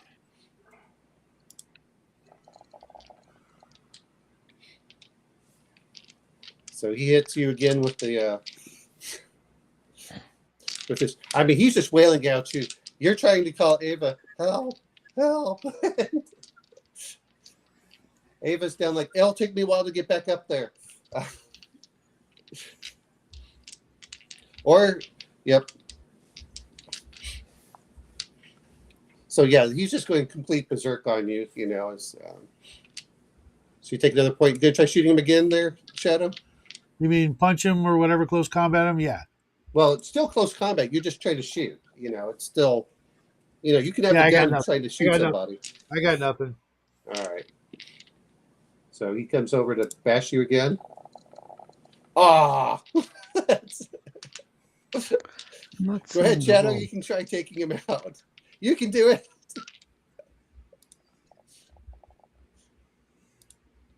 1-6. All right, let's see. Oh, you did another point of damage to him. But he's just, like I said, he's coming over, wailing on you. Ooh, you can roll your mobility there, Shadow. It's your... Oh. Dodged. At least dodged Well, one. he dodged one, but remember, there was 3 attacks. So at this point, poor John's... just bashes you in the stomach with the pipe wrench, effectively giving you internal bleeding. As he begins just to wail on you and make sure that he doesn't press the button so the escape pod can leave. And you hear Ava trying to run up. Ava. We'll just say that you two characters fade to black as a small blip outside of, well, I don't care what, we'll just say out of Draconis 12 goes in an explosion as everything finishes. And that's the end of our alien game. Oh man, what was Cham's motivation? So Cham's motivations, by the way, I'll open it up so you all can see now. Okay, so I am doing. I'll just give configure ownership. So configure ownership to psycho. All owners. So now you can see everyone's stuff at least the second. So Cham was a plant who knew about everything. So the note to Luke is, so that's where it starts. So only if you get a critical injury will people tell, which I know that George, you found that out. And that's why when you say, the corporate will know. That's so you follow the rules for humans until you're exposed. Once you do that, then you get +3 to everything. And then what it starts off with his first agenda is, let's see. So you have to learn more about the xenomorphic materials on board. So talk to everyone, access ship logs, so all of this. So that's what the android was. Be careful not to raise suspicions among the crew and don't expose yourself as an android. And by number 3, it says this. You must stop whaling Yutani from getting an alien specimen back to Earth at any cost, even if it means murder and suicide. Kill anyone with detailed knowledge about the 26 Draconis strain. So he's like working for some other organization then? Yes, that was the kind of the plan for that. Yeah, he was a plant, and they got him on board the ship that way. So yes, he was not a corporate. If he was corporate, he was a rival corporate, or a secessionist group, or whatever that is. Gotcha. And of course, Lori's job was bring back both Flynn, which by the way, Flynn was dead. And a sample of the Draconis 26 strain back to William Yutani for a nice fat paycheck, no matter who you need to kill to get there. George knows that Ava's was be helpful and friendly. Don't let anyone die. So. Yeah, I should have been that all along. That would have been a little easier for me to play. Yes, and then Shadows was just like get everyone off the find a leader to follow and help them to save human lives. So at that point, was the last guy.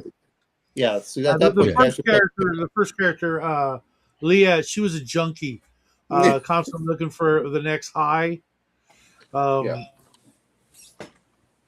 Yeah, my first character, what was his name? Wilson. He had to get everybody off the Montero and onto this ship, which he did he got some of you guys off, but Shadow wouldn't go off.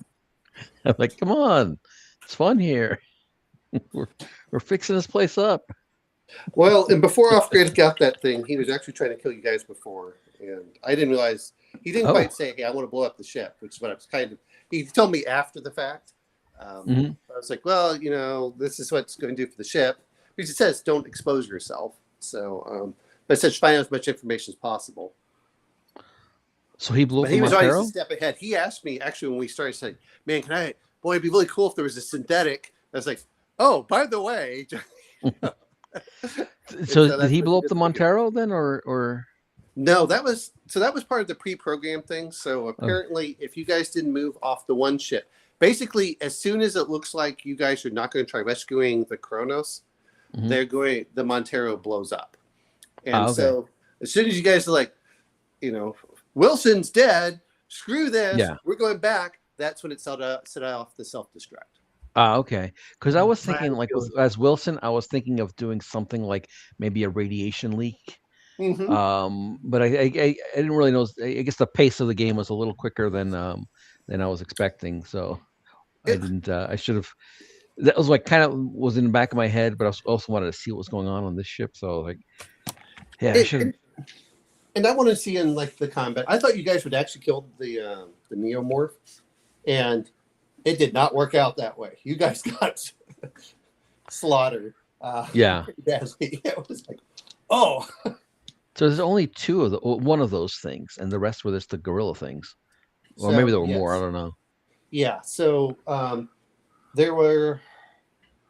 It allowed you to have up to 2 on the ship, and I said, you know what? I'll have 1 on the ship. It was an optional. So the rules say, hey, this is optional if you want to do it. So I'll include the optional things. You saw the nest in the Science Lab 1. I said, well, let's make sure that it's still out there. So that's what I was doing in that case. Just what is I said, let's put a little action in here because I thought it was going kind of slow.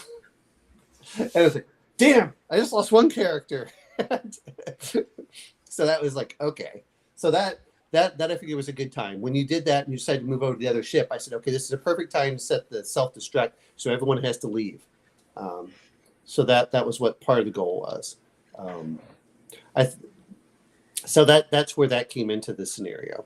And then once you're all on this ship, I said, okay, I don't have to do this. I didn't want to wake everything up because the thing in the Science Lab, I said, well, if it warms up, then I can have the thing roaming around. I'm like, I kind of would rather leave it more as a joke. The other part is, Off-Grid was getting kind of frustrated with it. But if he had sent me a message in the background of like, hey, when I'm going to have Valerie turn around, I'm going to hit her with the pipe wrench, which is, by the way, what actually happened in the reactor room, is they killed the thing. Well, I mean, this is what I decided to do. As I said, oh, okay. That's why I said her head was bashed in.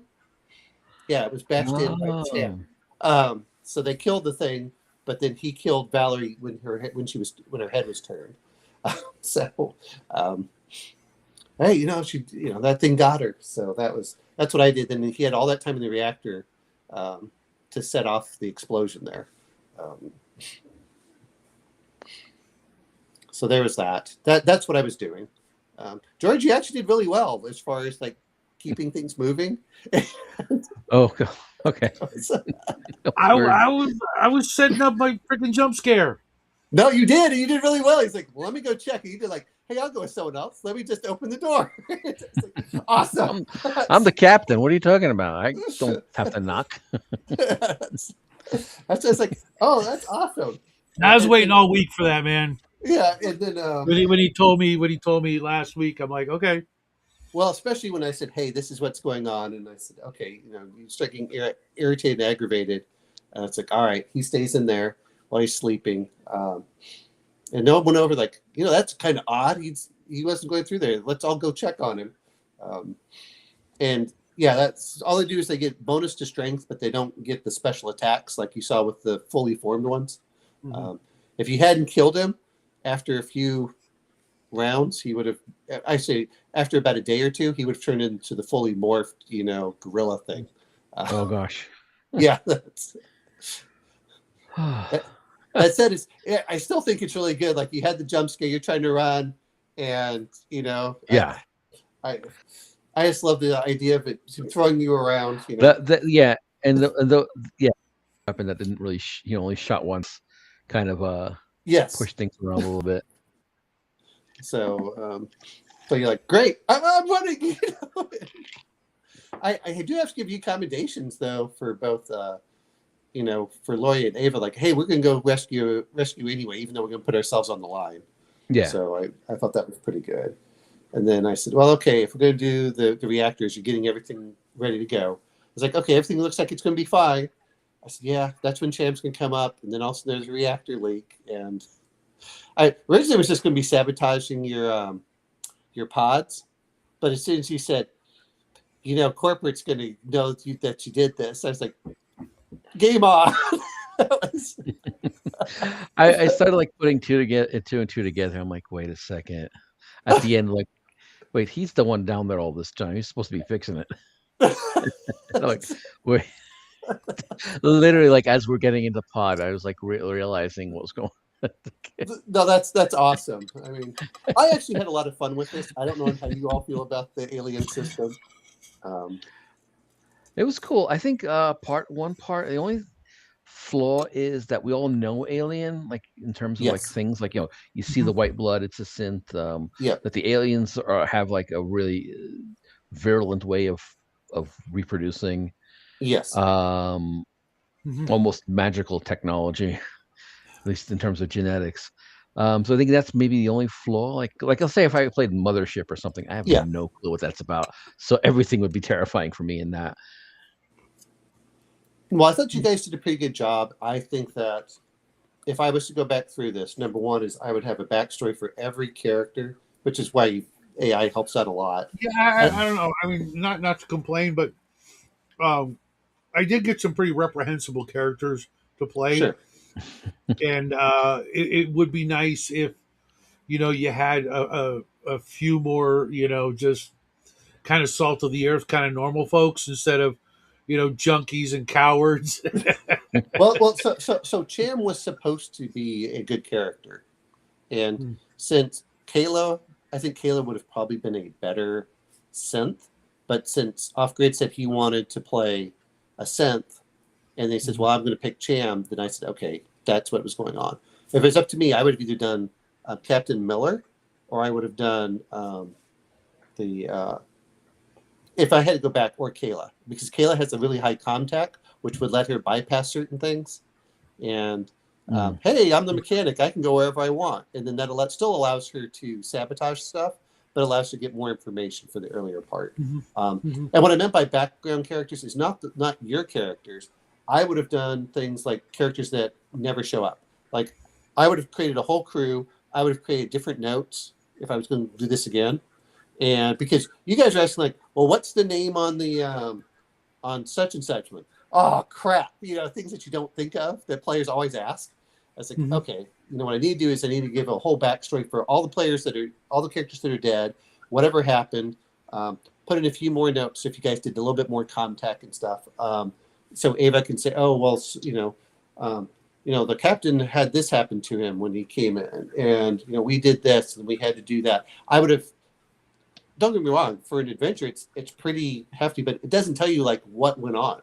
Like you as the DM have to figure out a lot of stuff, which is fine. I actually like that.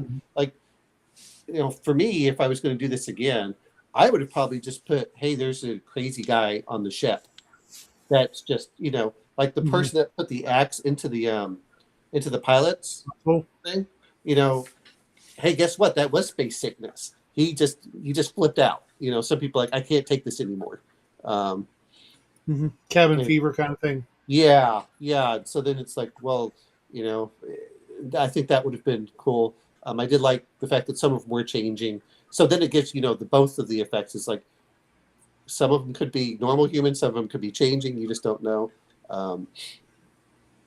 So that's what went on for that. But I would have created, because I think there was a crew of 18. I would have created a little backstory for all the ones you never met that died, and said, okay, such and such got turned into this monster, and such died from here, and such died. It wouldn't have hurt also to have like some video records, some scenes to give us clues that we could come across, like like in the old modules, how there'd be something for the GM to read in the box as we're watching the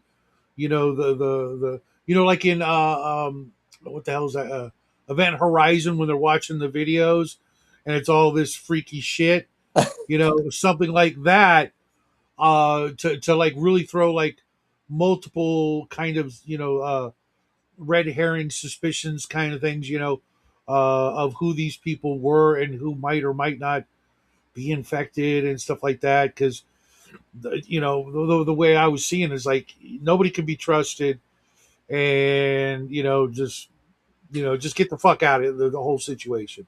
Well, It's yeah, like George is saying, we know it's like playing Call of Cthulhu, sure. in a way, not entirely, because in Call of Cthulhu, no matter what, you're trying to solve the mystery. Here, it doesn't matter what the mystery is. You know what I mean? It doesn't matter. Just get the fuck out of here. Just wherever the freaking the remaining escape vehicle is, be in it as soon as possible. That's it. Well, there's some Otherwise, that you're just going to get killed. I mean, there were a few things that they did. They had a whole other part, which not that I'm a big fan of it, because I think it gets too much. One of them is there's supposed to be another ship that comes in, which allows the players to escape, but they're coming in to kill everyone and take whatever stuff is in here. Mm-hmm. And I think that they're, in some ways, I like the monsters, but they actually have more monsters in here than I think that's. Like there's one that's That'd supposed be a to be, sucky as fuck ending. The players think they think, oh, we're being rescued, and then the stormtroopers just come in and start wasting everybody. I'd be like, yeah. what the fuck, man? Well, that was like yeah.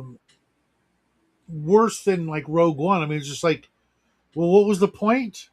You know what I mean? Yes. There was no even remote, even if it's a 1 in 10 chance of making it out. If there's some shit like that, this is like.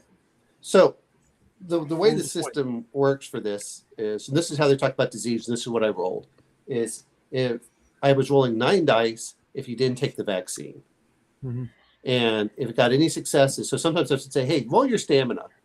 The reason is you were actually trying to fight off the disease, and if you failed, and then the same thing with the vaccine, but the vaccine only had 6 dice, so your odds of turning into it. Well, it just so happened that the only person I rolled that failed, oddly enough, was Liam. Mm-hmm. And it was like, you picked Liam, like, oh, come on. And I was like, all right, I'll do that. Oh, that's fine. I mean, she was, I don't like junkies, and she was a junkie, and I know how junkies are.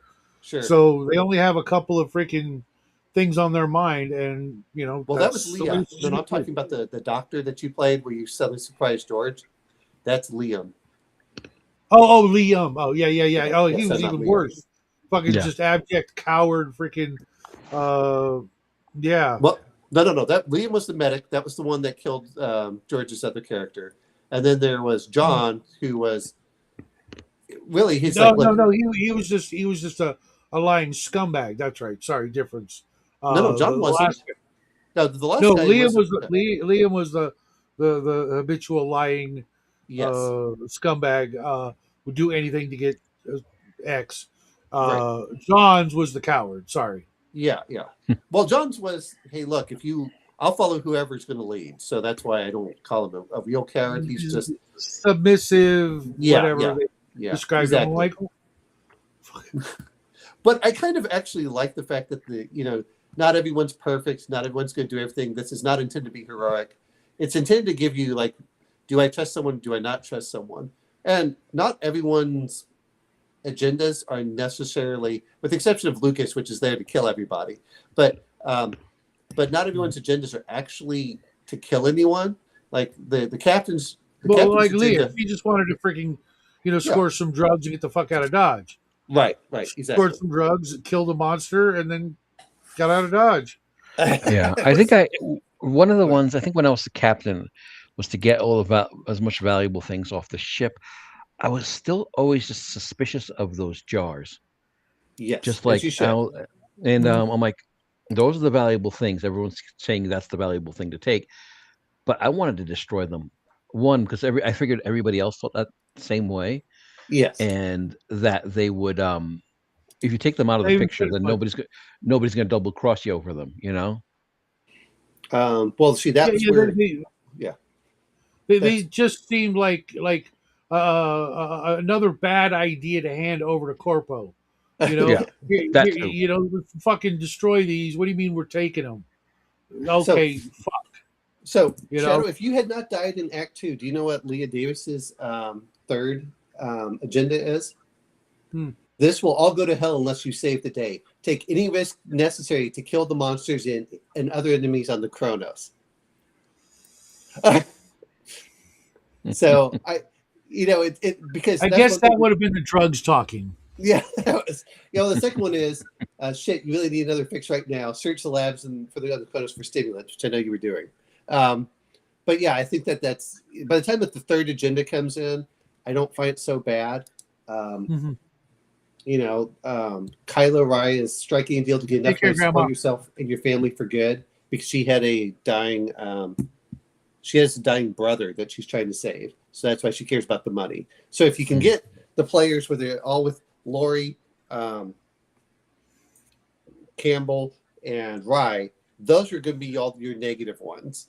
And then if you can get John and Valerie, Ava, Cham. But don't get me wrong, Wilson's also on the bad side. But Sam, Leah. His Act 1 was pretty bad, but I don't know what his later like act Wilson? Would have been. Come on. Wilson. Which one was Act 1? What were you saying, George? Wilson's Act 1 was get everybody off the ship, off the Montero onto the other ship. Yeah. Which. Yeah, that was what you were supposed to do. So once you get on the ship, then they're supposed to go over there and fix it. Yeah. And I think they have like 4 or 5 monsters on the ship is the way they were going to do it. But I didn't want to put too many on there. It's like, well, 1 or 2. Yeah. That's why I said I left the one in the reactor room specifically because I didn't want it wandering around. But that's why I was slowly saying, hey, there's a not to mention, we had, 3 than 2 players. So, yeah, it's more monsters doesn't really do anything except, as a DM, you're kind of like forced to, kill off the NPCs first. And if you do that properly, those monsters are going to take some damage. Maybe just a little bit, but that could make a huge difference in allowing the players to dispatch them. Maybe not easy, but easier. Yes. To the point that it's like, okay, that's got to be all of them. Let's get out of here. Right. Well, and to be fair, you guys theoretically, if Lucas had not sabotaged the reactor, you could have gotten everything in there. But there's supposed to be one that's on outside of the ship. So at some point they're supposed to go spacewalk and go fix the engines on the outside. And it's like that works out really well if you have 3 players, where it's like it's scary, but it's not necessarily lethal. But 1-on-1, you guys should just get torn apart. Unless you let real lucky like Shadows Leah Davis did, because even the other character with the handgun, he got kind of lucky, he didn't finish it off per se. Lasted way longer at the end. I did like 4 of the points of damage. Oh yeah, that was really good. So I don't know how you felt. I liked it. I didn't quite realize just how nasty some of the monsters were. Because like you'd see stuff like, okay, what are the odds? You're like, well, this could be nasty, but yeah, if you're trapped, there's like 1 or 2 of you. For Off-Grid's character, I didn't want, when I said it killed one of them and it ran, I said, okay, that makes, which was fine. It's trying to get food. Sure. With poor Wilson, it was like Wilson, and then George, that's why I was laughing when like, how many characters will George lose this game? Oh my God, I've lost. I think what was it, Wilson, and then Kyla, and then Campbell. And then, what's her? I lost 3. Yeah. God. Let's see actors here. Let me see the whole list here. I don't think I've. Yeah. But Wilson, then again, Kyla, I took one of the characters too. Vanessa and Lori, and I guess in theory Ava as well, because Ava blew up at the end too. So yeah, I lost 1, 2, 3, 4, 5 altogether, including Ava. I'm not going to count Ava because Ava was. I do appreciate the fact, George, that you said, "Well, okay, I can stay behind," and that was I was like, awesome. I can finish it off, and then it's like you're like, what the hell are you doing? It's like, oh, you got to die too. It's like, oh crap.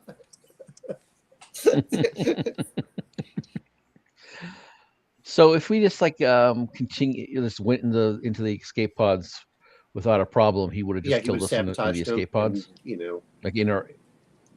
Oops! And I don't know himself? what happened. He was a synthetic. Well, I kind of knew that. He didn't need one. But okay. Yeah. Oh, I don't know what happened. It looks like the power went out on there. Oh, so terrible. But it was. Yeah, it's like you get in the escape pods and then you slowly. Yeah, you never wake up, and then he can flush the stuff out. And like, okay, I destroyed the Draconis 26. Yeah, it's again, I don't mind. Like you said, some of them are bad, but yeah, if Leah had made it to Act 3, it literally says, "Be the badass, kill everything." That's threatening the crew. Ava's job is to do that too. I know, like you said, for the junkie and stuff, but there's a certain point, like I don't, so some of them were kind of. It would have almost been better if they swapped that around and started, out with Act 1 with Be the Badass. Act 2, oh, by the way, you're a junkie. I think it's one of these things that I'm okay with the junkie at the beginning, because you want to have the motivations for the characters without immediately saying, well, we're just going to shoot everything that moves, or stuff like this. It's like, okay, which you guys did a pretty good job for. Almost. Like I said, if I was going to do this, and then this would have probably added 30 or 40 pages, I would do the whole backstory, a whole history for what's going on, because it gives you. I would have probably done. There are ways of doing. I don't have this on here, but I could have done like room descriptions, which I was trying to do with the visuals, but I could have done it for each of the little journals as you went in. You could have seen something, and it would have had something in there, and then I would have hidden text that you could have found, and then you could have found. Like mementos and things like that. Like, hey, like a little girl's picture and stuff like this to, for the characters that had passed away. Again, before your characters ever win here. And then you're like, oh, okay. These aren't necessarily all like, why did the guy shoot himself? And by the way, that was one of those that was turning into a monster. That's why he shot himself in the head. George did a pretty good job by not telling everyone there. It's like, oh, they have kind of an elongated arms. The head looks a little off. He's like, no, I'm just not going to mention that. And that was the other part is, not that I got into all of it, but those rooms that were burned, that was probably Ava and a couple of the other crew when they started finding people turning. They would just roll it into there and burn those rooms up. I figured. I mean, that was just like such a glaring, freaking industrial freaking oil barrels. Seriously, yeah, that's clearly meant to be used at some point, but it's so freaking. I mean, heavy-handed. You know what I mean? Yeah. You're in a freaking spaceship. All it takes is like one little wire to just heat up in the wrong place, and the whole ship just freaking dies. Well, there was that. Then they did there are 2 elevators on either side of the living area. One of them crashed down and apparently was caught on fire. You guys never really explored that area. So that was.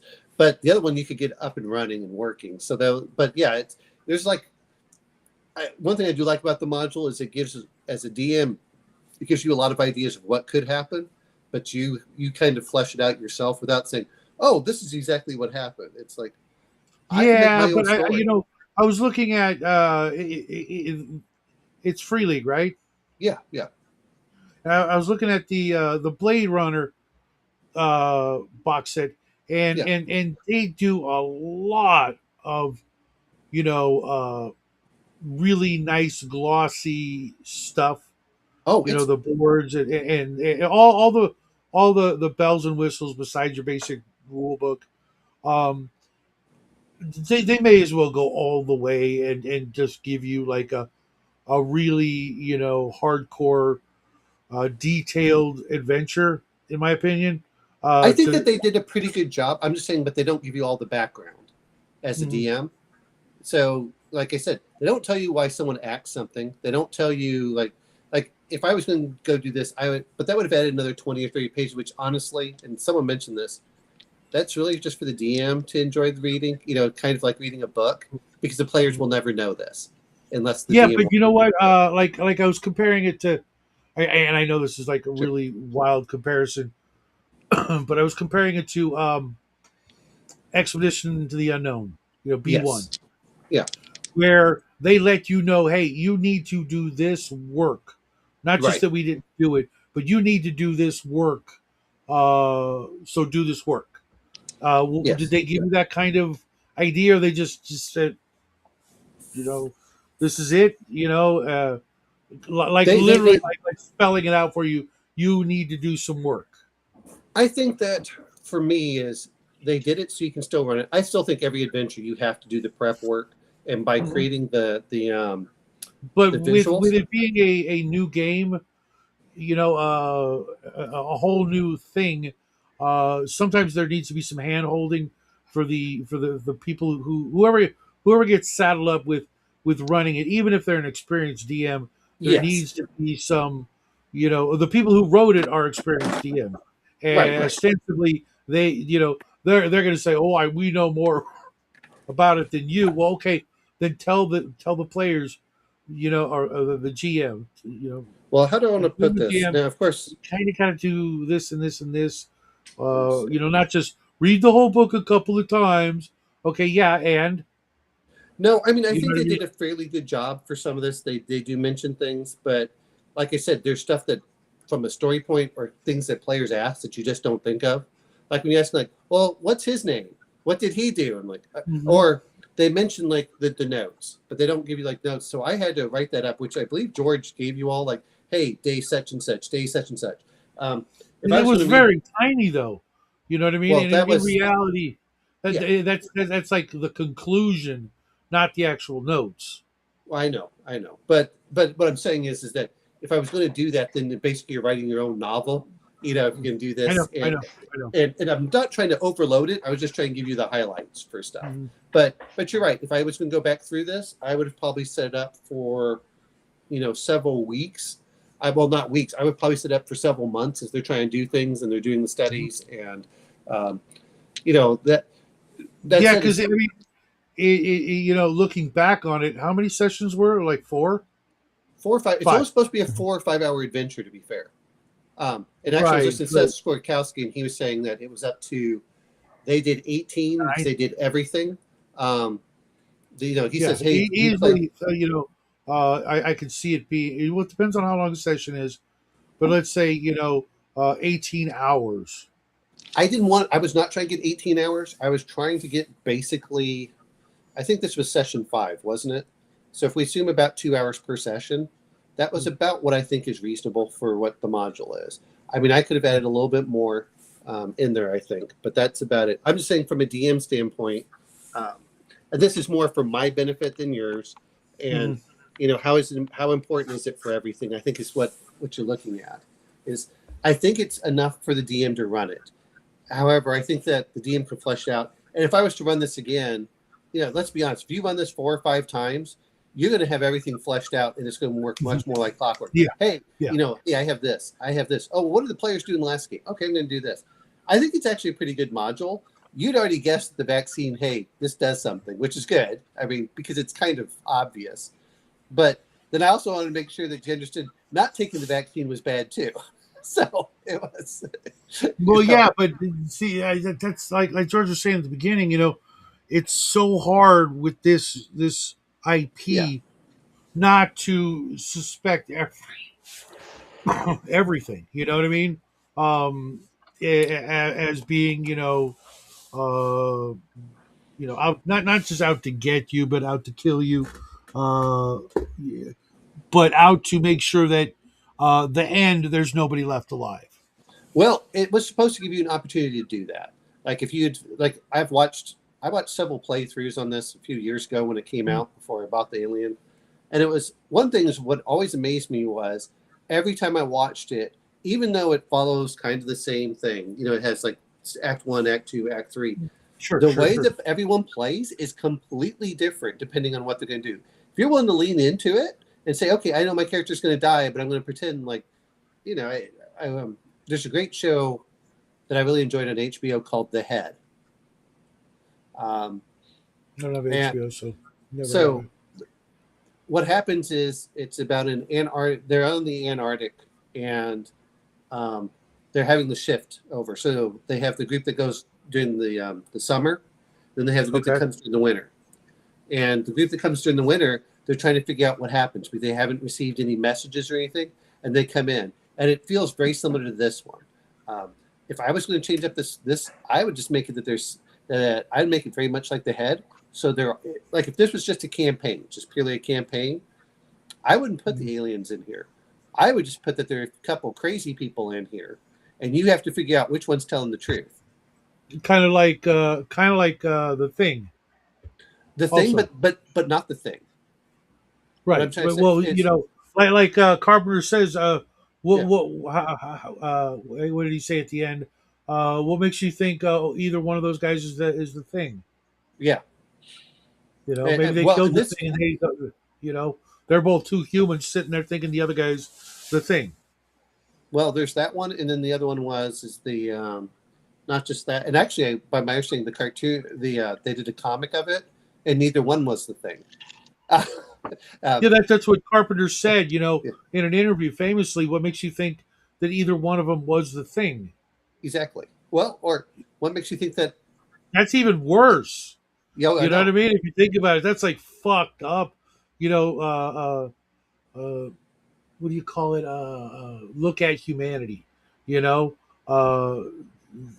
were both so far gone that they couldn't imagine that either one of them wasn't the Thing. Well, you know what I think is funny? What did they do? He handed the drink to him, and so it's like if you're gonna get me, you can get me now. And it was kind of like, well, if you're the Thing, then but I think that there was that one. Then the for the Thing, they don't really tell you what happened at the Norway stuff. You have to find that out through as you go. Mm-hmm. That's why I said if I wanted to run this and not use any aliens, I would just use that there were a couple crazy people on the ship, and then you have to figure out which one was which, and leave it more as a murder mystery. Mm-hmm. And again, that's how we do it in the campaign. Because actually, in the Alien book, it has a bunch of rules, and it says specifically because the aliens are so deadly, use them sparingly. So don't use them like every game or something. Use them in the campaign book or whatever. I'm guessing there's like more than just these three aliens types or whatever you want to call them. Yes, well, there are a few of them, but the big threat, of course, like everything in Alien, it tends to be the humans that are the worst, not necessarily the aliens. It's or the synthetics. Yeah, well, and the corpses. Yeah, but then some of it they're not human either. It gives you options in here to do. What's the other thing that's called? There's a few of them that are in here that are going to do the hey, this is how you earn money. You get jobs. And I said, if I was going to do it, I would just leave little breadcrumbs. Like you hear stuff, you drop things down, but it would be much more of the dystopian version of Traveler as you go through acting as roughnecks kind of thing, and saying, okay, we'll do this, and then, hey, guess what? I landed on an Arctic world, and you would find evidence of where they talk about an alien, but there wouldn't be one. But you try and figure out like what happened. Where did we go here? Why aren't we getting paid? And you say, oh, what happened here? And you're like, or people talk about, hey. We went over here and I heard that something bad happened over in such and such outpost, but we don't know. We never heard anything back. And just like spread the rumors throughout. And then, so the players can slowly, that's the way I think that an Alien campaign for Roughnecks should be. It's not every time you're going to have combat. Every time it's going to be this. It's going to be much more of that's the way that I would run the game. But it's not intended to be like, everything in Alien is dangerous. Like even if you try to get ship-to-ship combat, one is ship-to-ship combat. If you tend to like fly by each other really fast, and if you fly by, you tend not to be able to catch up. But they've got like nuclear weapons on some of the the military stuff. So yeah, it's I wonder supposed if to be it kind of like that. Go ahead. I wonder if it could be played like an adventure, like instead of like a horror, maybe just tone down the deadliness a little bit, Yeah. and like have like a like it's not like really explore the universe a little bit and kind of and that would be like maybe a great way you start, like where it's like, oh, you find a ship with some crazy people, but then you start finding the aliens a few sessions I in. was actually thinking the for me, like if I was ever to really get into it, I would actually want to use Blade Runner as well and incorporate the two since they are, and get as much of both worlds to stretch it out as much as possible, but have some sort of potential. So there's Like nothing that says you can't, but they're two different IPs. That's the only reason they don't do it. Same reason I found out that actually Alien, Predator, and Alien vs. Predator are 3 independent IPs. So you can't right, just but I mean, in the non no. I agree with you. But here's the interesting part was there's a I watched the playthrough, which they did a pretty good job. Was called Love Laugh Lindy. Was a DM YouTuber channel, and she has an Alien one in there, and they go for and they do exactly that. They combine Predator with Alien versus with Blade Runner. Blade Runner. So they do some of that stuff. You would get you'd be able to have like a little bit more robust world and lore, and the players could be uh, experiencing not just like the horror part, like you were saying. Right. You got the detective chase thing with the what are they called in Blade Runner? Simulants. Yeah. Replicant. The replicants. Replicants. Thank you. It was a long day. So you got like maybe you're chasing these guys, and then while you're chasing these guys, you end up somewhere, and now you got to deal with the freaking xenomorphs or some other alien thing, and maybe they got to team up with the replicants to get out, and then Give me 1 second here. Yeah, like you bring the timeline somewhere between Alien and the Blade Runner. Blade Runner, and so like you're not, so you're before the Alien movie, so like there's very like you're just newly discovering this stuff, Well, not just that, but like uh, so that it's not a horror game entirely, because the whole idea, when you're like playing Alien or Call of Cthulhu or any other horror game, subconsciously you know what I mean. Well, I And mean, it's more he's fun saying to be this. scared.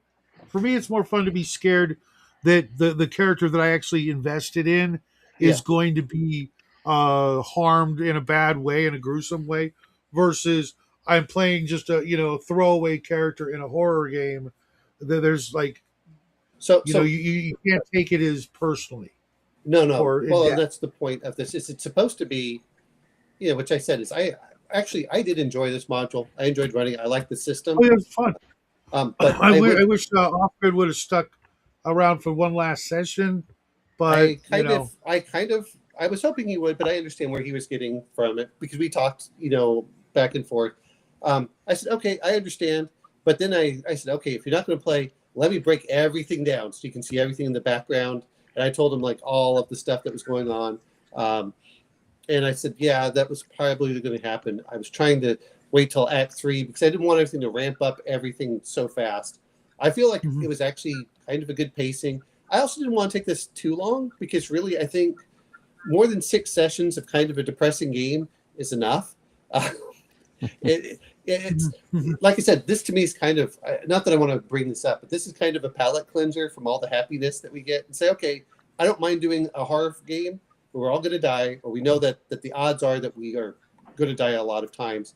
But at the end, okay, great. Now if we play Star Wars, everyone's like, okay, we can go back to, a little bit more cheerful instead of, like I said, I like playing games, but if I was going to do this, I would not make it nearly as dark all the time. You would vacillate between the two. Like I said, they've got one That's here. why I like, because even if you throw in Predator, Yes.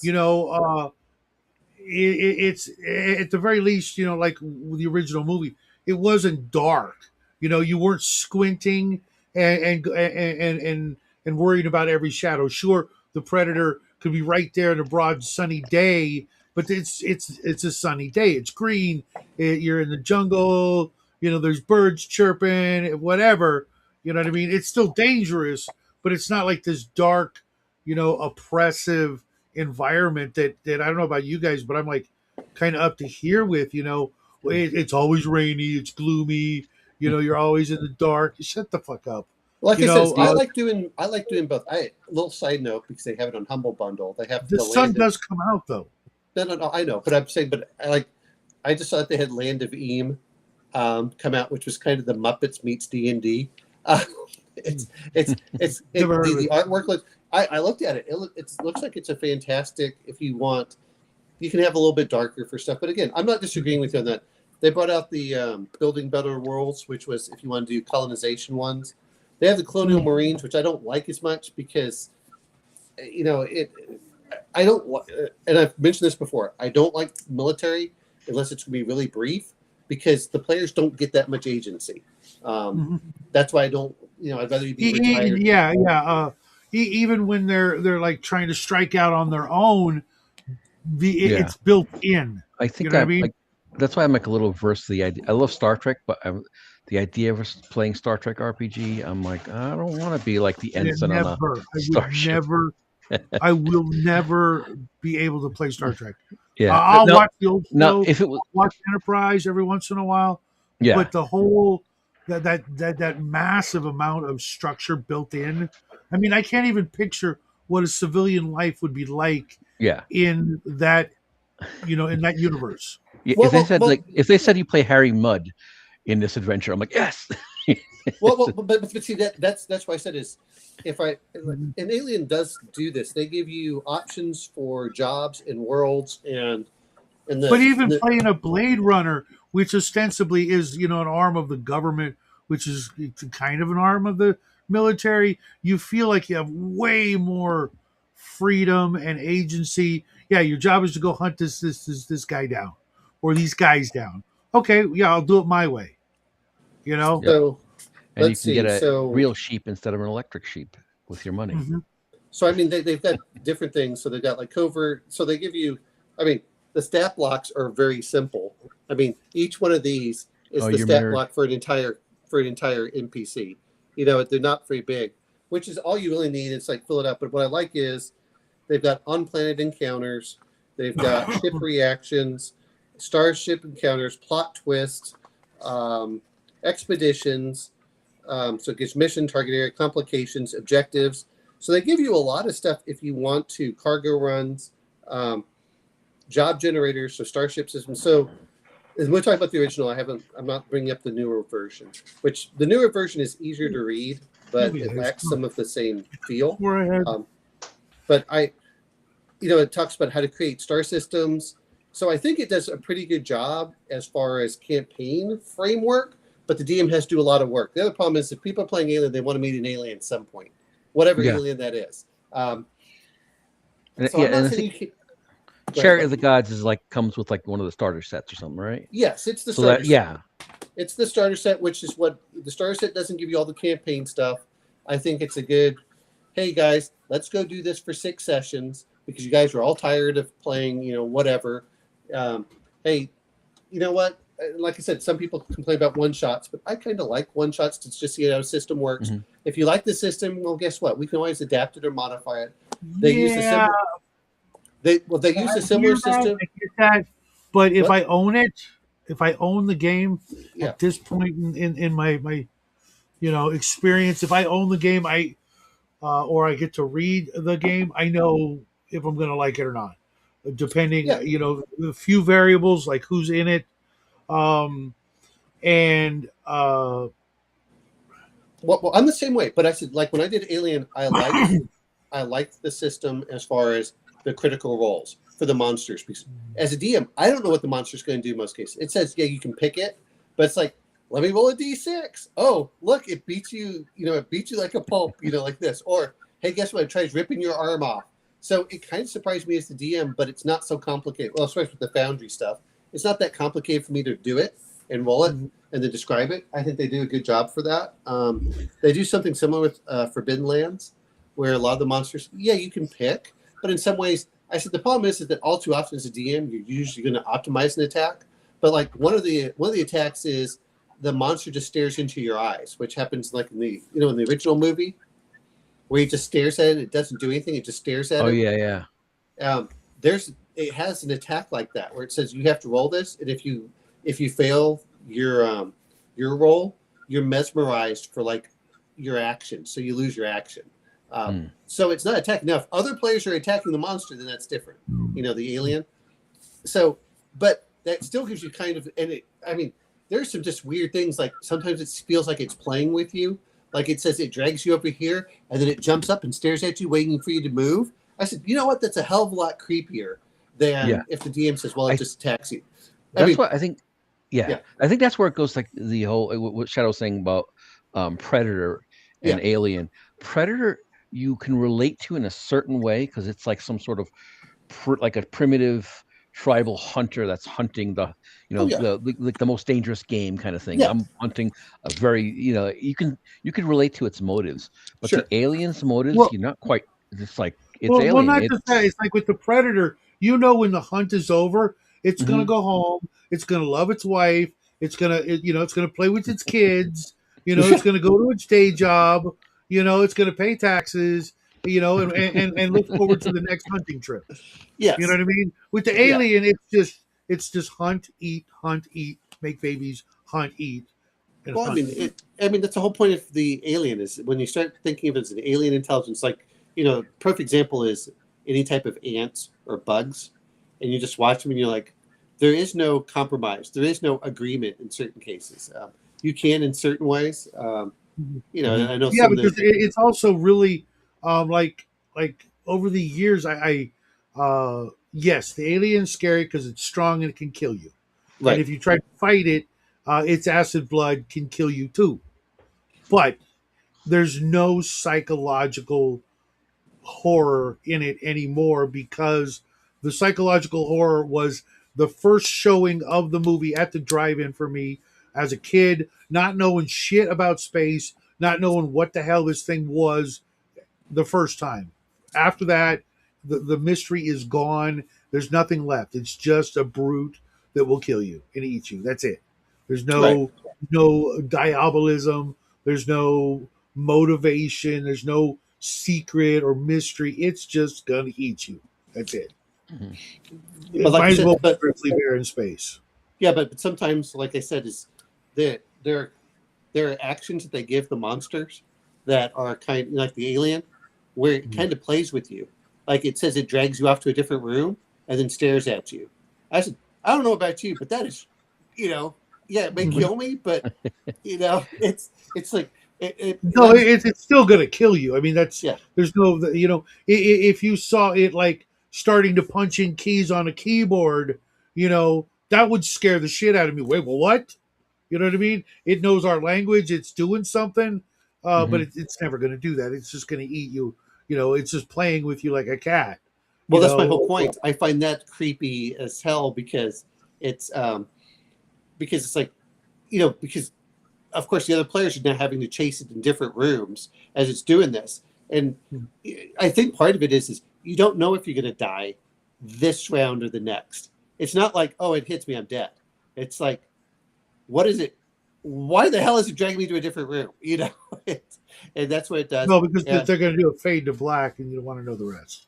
Like I said, the other players can chase it around, but I think that's kind of which happens in the original movie where he's selling screams and how this disappears. Like I said, I kind of enjoy the stuff, but I agree with you. Is you can't overdo it. It needs to be used briefly. And I think that's what it does. And I said for the system, I like the system. They do something very similar with Coriolis. Basically, Coriolis and Alien are very close together, but they modify it with the stress mechanic, which I like the stress mechanic, which is now you can go panic. So if you get too high, you either go full berserk, like you want some, which is what Hudson does, or you can Yeah, become well, catatonic. I mean, I've seen a lot of games. Yeah. Hell, I'll see if I can share with you guys the Scythonian Stars, which is like one of the rarest games I've ever come across in my life. If I could, that would be my next purchase on drive through, but they won't Mm-hmm. let me because it's literally their most expensive book, and it's like Eldritch Horror in Traveler, Yeah. and it has a fine panic mechanic. The scare panic mechanics Yeah. in the Red Room games, very serviceable. What was the other one? Chill had a good one. I don't remember Call of Cthulhu because I have, well, I do have second edition. I just picked that up recently. The one Jackie and I played was the D20 Call of Cthulhu, Okay, that's which, completely different. Yeah. yeah, I don't, I know we played it, we had fun with it, and I didn't realize because it was like a long time ago. I mean, this was like 4 years ago. So I didn't know anything about like D20 and Wizards of the Coast and anything, any of that stuff. And Well, we Wizard of played the it. Coast was fine until literally 2020, and Yeah, this was like 2009 or something. yeah, Like a year after I mean, Jackie was born, it came out. It was a perfectly serviceable game. We yeah, had sure. fun with it, but you know, it's for But what I me meant by the this is that I like the mechanic is you as a player, if you fail, you're going to do a reaction that you as a player would not normally choose for your character. And I think that's part of the problem is everyone wants to give so much agency. It's like, look, if you're Well, in a high see, yeah, situation, that's what I was kind of getting at. Is like, I want to be if I'm going to do anything along those lines, I want to be with people that will like lean do into it. it. Lean into Yeah, it. yeah, Yeah. like when Bo. I don't know if you're still listening. When Bo's character went crazy, in the caves, trying to go back. No, no. Well, You that's know, my whole point. that was awesome because the player was doing it for us. Well, They, this they is they weren't they weren't like, oh, okay, what do I have to do? Roll randomly. Okay, I run screaming. Okay, there's no, you know what I mean. It just well, doesn't the feel. players still get to do it. But the problem is most players don't lean into it. Whereas, like, if you have a mechanic, hey, guess what? You can lean into like panicking. But the other point is Yeah, you yeah. don't do There's it every. there can be resentment in it, and I want Yes. players that don't have any sort of resentment. If I say I cast fear on you, and they're like, ah, and really, But I've but but seen people get pissed when any of those mechanics were enacted on them. They're like bummed. well, It's you know like what? you're not supposed to be bummed. You're Well, supposed to be again, like happy, no matter kind of not but for happy, but like Alien, that's already built in. That's already built in, and that's the mhm, thing that I think sometimes, whenever we talk about any type of game, if it's mhm, core to the system, players generally don't complain. mhm, Players generally complain if it's something that requires DM fiat, even if it does the same effect. It's like that's the one thing I don't like about 5e a lot of times is, oh well, you don't have your choice. It's oh well, you can't do this, you can't do that because that like charm person, like we all agree with charm person. Guess what? You're gonna do this, and the fifth edition like, well, I don't want to do that because I want to keep agency for my character all the time. Like, then you're missing the point of the spell. It's that's mhm. even if It's I good mean, for the you goose. It's good for the gander. If you can do it to them, they can do it to you. You But know. that's the other problem I have with some of the spells, which I don't like, which is like friendship or whatever. Oh, if you cast friendship, they automatically become hostile to you when it wears off. I said, no, then that makes it a worthless spell in most cases because what friendship should do is they will react accordingly when it wears off, depending on how you treated them. If I cast friendship on the bouncer and I say, hey man, you want something to drink or something, and you come back later like a drink, he's like, I don't know why I really like this guy, but he treated me really well. He's not a bad guy. That would Mhm. be one thing. But if it's like, he cast friendship on me, that bastard. It's like, well, then why would I ever do it? Now I'm just creating worse problems than if I had never done it. And I think, You're yeah, you're putting it off a really horrible freaking encounter yeah, yeah. But you only for do it later briefly. because what you're gonna just use the friend spell to stab him in the back, That's and kill him before the spell wears off. You're a scumbag. Well, the other point is friendship is not supposed to be, they can still turn on you and things. It just means you're friendly towards them. Oh, okay. But it's, well, why does it have to, if you treat the person right, that just means like, oh, okay, that's what I'm referring to. It's like, all right, he's going to go, I don't know why I liked him, but he's a good guy. Instead, it's like, that bastard, he did this, and that's why I don't like him. He's like, yeah, but he gave you some money and helped you out with your mother's, blah, blah, blah. It's like, yeah, I still hate him. Yeah, what if you loaned him $20? Yeah, exactly. What's up, pal Cinder? Long time no see. Since George is not going to be here next week, I'm probably just going to do a paint and chill stream, whatever, Sure. Whoever wants to show up. But going forward, we need to get a couple more players to play anything on the show. Yeah. Well, the question is just what type of games would we like to play? Well,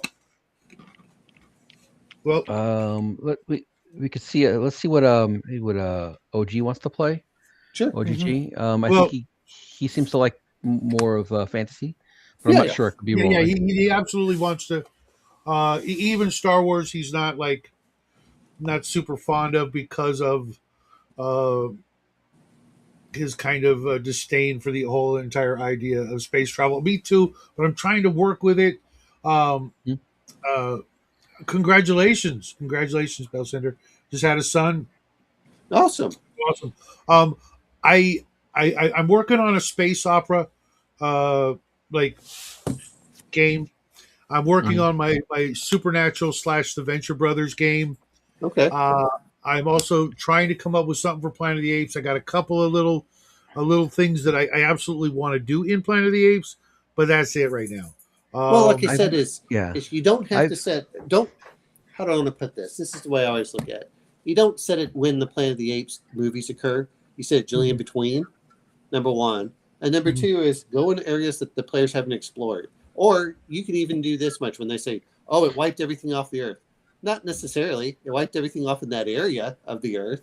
You can still do that. Or what's even worse is like, some things still survive there. It was. I don't mind too much. Like I said, the Planet of the Apes was a great deal. I'm glad. Visually, it's great. I did notice that it's a little bit more brutal than the Star Wars, which I think is actually good for it. For the combat is what I'm trying to say. Is rather than you just automatically doing this, it allows you to do some other things. Like if you get hit, you're stunned. Like, okay, that seems fine by me. What's the other one that they have? And I have a few others in here. I'm glad that we got to use the Foundry module. Like I said, if I was going to do this again, I would probably do some triggers. I would have put descriptions of each room along with pictures. So when you guys just explore a room, you can look at it. I would have probably put in like different things you could find, and I would just unlock them depending what room you're in. That was the other part too. You guys kept separating all over the ship, which was a kind of a pain. That was it was. I think that's the hard part. Is if all the characters are together, it's fine. But when you have a player here and a player here, and you're on different floors, and that I have to flip back and forth, and then I'm trying to figure out. There's that. I appreciate you guys all playing. I actually had fun with it. I was actually having fun with some of the banter. There are two other. By the way, this is actually part of a trilogy. Not that you use the same characters at all, but this is actually part of a trilogy of part 1, part 2, and part 3 that are separated by months or years. But I don't feel the same way. Like there's the second one that's on where you play Space Marines. That one's much more action oriented. I'm not sure how anyone's supposed to survive that one because that's much more deadly than this one. This one, like I said, is really the synthetic is the one that killed off 3 of you. And well, three of the PCs effectively. And then just some bad luck. Like George's like, I'm going to go to this room by myself. I'm like, yeah, you used to be good. You're like, well, maybe this is what I think. I'll just run back and forth. It's like, okay. It's like room. It was one room over. Yeah. It's just one room over. It's like, hey guys, let's all get together. Let's see what happens. Like, nope. Hey, everyone, we're good. And then there's like Lori Clayton, just because it does. This is why I said is I would fill out. Not that anyone else would do it, but I would fill out for a timeline of what happened, because in Lori Clayton's room, her bed is completely covered in blood. But she wasn't the one sleeping there. So I said, okay, well, what would have happened there? And then I would have said, all right, let me create a little. So I think it's, for a module, it gives you a lot to, I want to say, hang yourself on, but you create your own little stories of like, well, what if I did this, or what if I did that? And, you as the DM can enjoy it. I think sometimes, people talk about modules. Well, there's too much fluff in them. But I also went, a lot of people like myself enjoyed reading the modules as books to get ideas for it. Not that the players ever need to know what occurred. So the players never know all of the stuff that's going behind the scenes. But as the DM, you can really have fun with that, I think. Even back in the day, I there are like there's some D&D modules. I have like a stack of them. I never ran them, but I read the shit out of them. Oh yeah, I love the ideas for them. To me, a lot of this is to give you, hey, this is a framework. Like I said, I think the module's perfectly serviceable, as long as but when you guys start asking certain questions, like there's a lot of stuff the DM could really flesh out to really make it more immersive. Like you said with the notes, I had to come up with those on the fly. I was like, okay, do this, and I want kind of the notes for this, but I didn't want a whole book. I didn't want you to have to read through like, by the way, here's 40 pages of notes. Just like, okay, it's just like whenever you watch a movie, and they do like a little time jump on such and such, experiment 1, and then time jump, experiment 45, time jump, experiment 90. That's the kind of thing. But not everyone wants to read every experiment. Anyway, I think that was fun. I'm glad I got to run it, and I don't feel like I wasted my money on it. It's what, dude? I'm looking at like I've got like everything for Dying Earth. Yes. And a bunch of Dungeon Crawl Classic Lankmar stuff. Yep, yeah, I do too. I didn't buy them to run them. No, I bought them to read them and get ideas for other things, along with a bunch of stuff that's here that you guys can't see and downstairs, etc. They're just reading the trades. You're just reading the different mechanics, the rules, the situations, all the ideas, the monsters, and things like that, so that when you run your own game, you've got like all this stuff to play with that makes your game different than everybody else's.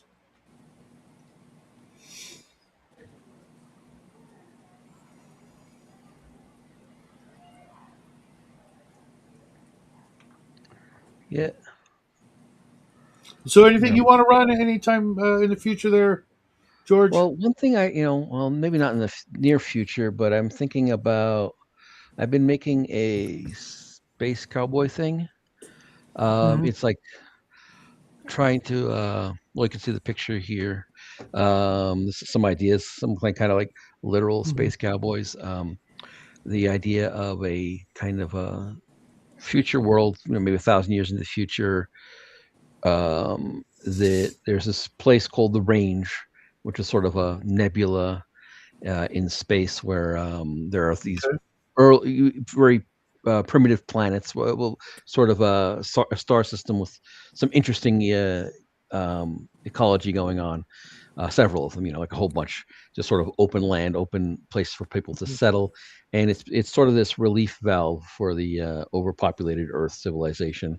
Part of it is one of the issues would be robots, and that robots are kind of illegal in the Range. So like still want to kind of make it kid friendly, that like it's something you could shoot at and kill without like feeling bad about. So like let's say the bad guys might be some guys who are trying to settle in the Range. Maybe they're making like a mine or something, and they're like using robots, and you can just go in there and kill their robots because they're sort of. What was that? It's What was that book we read for the book club? There was basically the Beastmaster. I didn't read that one. Omen and I read it. I forget which one it was. About Hero's Journey, or No. The one that was the movie was based on. I don't remember. But it was. It was the planet. It was like this. Kind of like a Native American guy on an alien planet, with with some rustlers and. I don't remember reading that. I could be off, but I don't remember reading that one. Let me see if I can fit. I'm going to look in Appendix N and see if I can recognize which one it was. I know if Grandma was here, she'd remember because I think she was one of the book club members that went over it with us. I should check it out. Yeah, so one of the ideas I'm also toying with is this idea of a void ecology, sort of animals that live in space and maybe live off of other animals in space that live off of space dust and asteroids and things like that. So and then you make them literal space cowboys. They're like, maybe. All right, so if we're going to be talking about a few different games here, since I've brought a few that are sci-fi, if people are interested. Of course, there's Blade Runner, which is. There you go. Well, I've got the regular Blade Runner, the starter set, which I've heard nothing but good things about the starter set. Yeah, I think that's what I picked up. And then I just looked at it. I can't. I have the Replicant Rebellion, which talks about the replicant. So that's kind of in between the 2049 and stuff. I have, again, different system. This is the Embers of the Imperium, which is your Twilight Imperium, which uses the Genesis system, which I know Bear hates and a few other people hate. But Genesis. If I had a good system, well, no, if I had a good Foundry module for it, I wouldn't mind using it. I've got Coriolis, the Great Dark, the regular Coriolis, so that's more of the one. It might be Andre Norton, Coco. I think it was. Thanks. Which one was it? The Beastmaster. It was by Andre Norton. Okay, I don't remember reading that. So it was very different from the movie, but they. So, but yeah, the Genesis system is what they use for the newer Star Wars stuff from Fantasy Flight.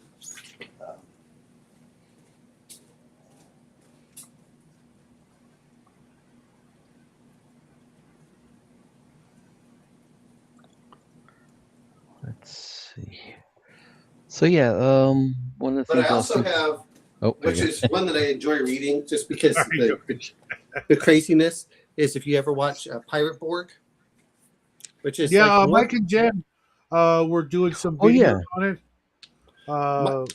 I like Pirate Borg because of the art, so it doesn't feel like the nouveau art that they have for the other one.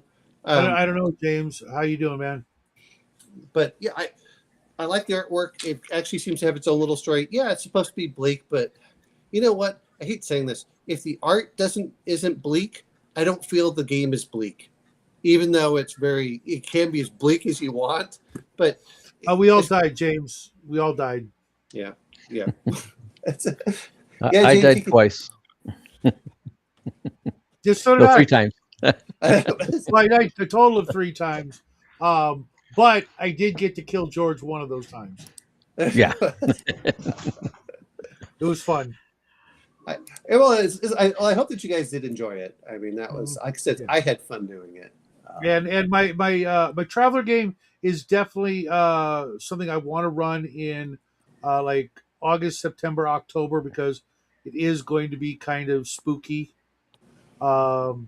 So I'm calling dibs on sometime in autumn around Halloween-ish. It's going to be Traveler 2424, which will be like the prequel to the 2525 game, but hopefully we'll get some new Traveler players in there. James said he wanted to play. But I kind of got that one in the bag in my head. I was like, I knew back then when we were playing it, what I wanted to do for that particular game. But in the meantime, that gives us what, May, June, July, August. That's 4 months of, maybe one other game in between now and then, or maybe two small ones, plus the odd, paint and chill stream. Yes. I mean, there's that one. I'm trying to think of what the other ones are. So there's, like I said, the Alien one I did, but of course that was supposed to happen in October, and it just didn't work out that way. It's okay. It was good. What did we play before that? We played George's game. Right, and that was not really horror. Well, that wasn't horror at all. That was more of comedy by the time that I got my stuff going. Yeah, it was. Yeah. I almost want to play Pugmire. Actually, if you guys want to do Pugmire, I saw that they have all the books on Fanatical right now for like Pugmire's the one with your dogs. Yes. If you guys want to do Pugmire, I can do Pugmire. And I do have the PDF. How about? I think Off Grid might enjoy that. We might even open up a spot or two if Owen can handle it. I'm okay with it because at that point, I mean, it's gonna be a little bit different because I'm not sure that they have the Foundry stuff really for it. So it's still gonna be theater of the mind, but I can still do. How about? Well, I mean, I can do Foundry just for the maps, and that's about it. How about One Ring? George? One Ring. I don't have it. I did not like the One Ring. I'm apparently the only person that did not like the One Ring. I don't know anything about it. I hated the artwork. I hated the because I actually have it a Lord of the Rings kind of thing? It is, but I hated like people loved the art. I didn't like the art. I did not like the system. I didn't like the Dungeon Master screen. And everyone didn't like their stupid faces. The same guys that did Alien, right? They're the same company. Well, it's Free League, but it's a different system. So that was part of it. I was expecting 2D20. So I know. I know that. My friend RPG Elite, he really, really likes that game. It's like the only fantasy game he'll play. But I'm like, I don't know, man. It's Lord of the Rings. I don't know, man. Well, the problem is that everyone thinks the Lord of the Rings in the Third Age. I'm like, no, you're not. You're in between the two. Usually, you're about 3 or 4 years between. I had the Middle Earth RPG, and a crap ton of the books. And at the time, I was like, yeah, maybe I think I could do this. I started buying them, and I'm like, I'm a little, I don't know. So, I mean, but Fanatical right now has first edition Pugmire, along with all the other books for, again, this is if people want to buy it legally, and that's, I think I've got somebody, I'm not going to say who, I think sent it to me, and if it's shareable, I wouldn't mind sharing it with folks who are interested in it. That looks really cool there, George. Oh, yeah, this one. Let me put this up. Yeah, it's my... I think I sent you one like this before. Let me see if I can. So Shadow, here's the thing that they do with the Pugmire bundle. Again, you don't have to get. You can just get the $1 one. Although that has Monarchies of Mao. There's the $6 ones that include all the Monarchies of Mao. I don't want anyone playing cats. Sorry. That's George, did I ever send you my story? Showdown on Sundown. No. It reminds me of the whole thing I was working on with that. I did send you a similar image, but with a different title. Maybe it was the 2525 or something. It was like a space train. I remember sending you something. So, anyway, right. I've got. For me, I was thinking with One Ring is like I'm kind of spoiled with spell casting and things like that when it comes to fantasy. It's like. There's no spells in freaking Middle Earth. No, there are. They're just minor spells. Yeah. The only thing I ever saw Gandalf do magically was cast a light spell once in the movie. Well, he also did the thing with the during the Hobbit. He was throwing down. I mean, he did stuff that was much more of subtle that you couldn't prove was magic. Well, no, you knew it was magic. It was just much more subtle, It's so subtle as to be indistinguishable from real life. And one of the things in the setting, there are implications that there are humans that do magic. Like the necromancer, they just thought he's just some human doing necromancy, I guess. What does that even mean in Middle Earth?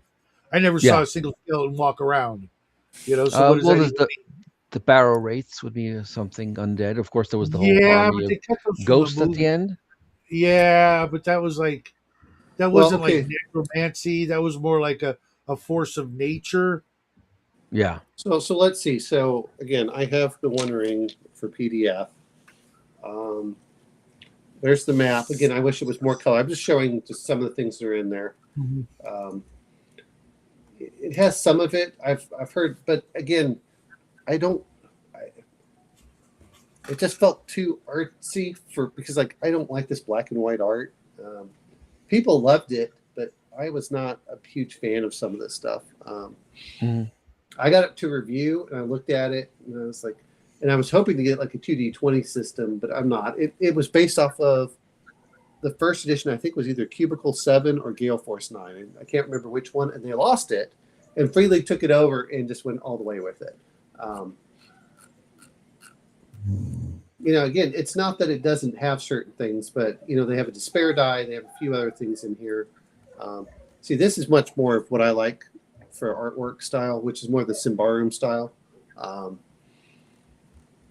I don't really like Symbaroum as a system. That's what part of it comes down to is if I don't like the system, I tend not to like the game. I do not like I hate saying this. I don't like the Red Room stuff at all. It's just it needs. Unfortunately, he needs to play test it a lot more, and it's just there's just some of that. So yeah, I'm not saying things are bad. It's just not my kind of thing. This is fine for what they have, but the stats are different. It's just and maybe that's just unfair for me. But by the way, I also have Rollmaster. I bought Rollmaster because they finally had all 4 books, and they have that on Foundry. That actually works really well. But yeah, I don't mind a Pugmire if people want to do a Pugmire thing. I just have to set it up for kind of a campaign, and that's more of a. And it's going to be, I don't want to do the super dark. I mean, Pugmire can be super dark if you want it to be, but like most things. So anyway, this is what they have. Well, I was, obviously I'm thinking of stuff to see if Off Grid is still interested in playing on Saturday nights. Sure. If it's just the sci-fi thing. But to tell you the truth, I kind of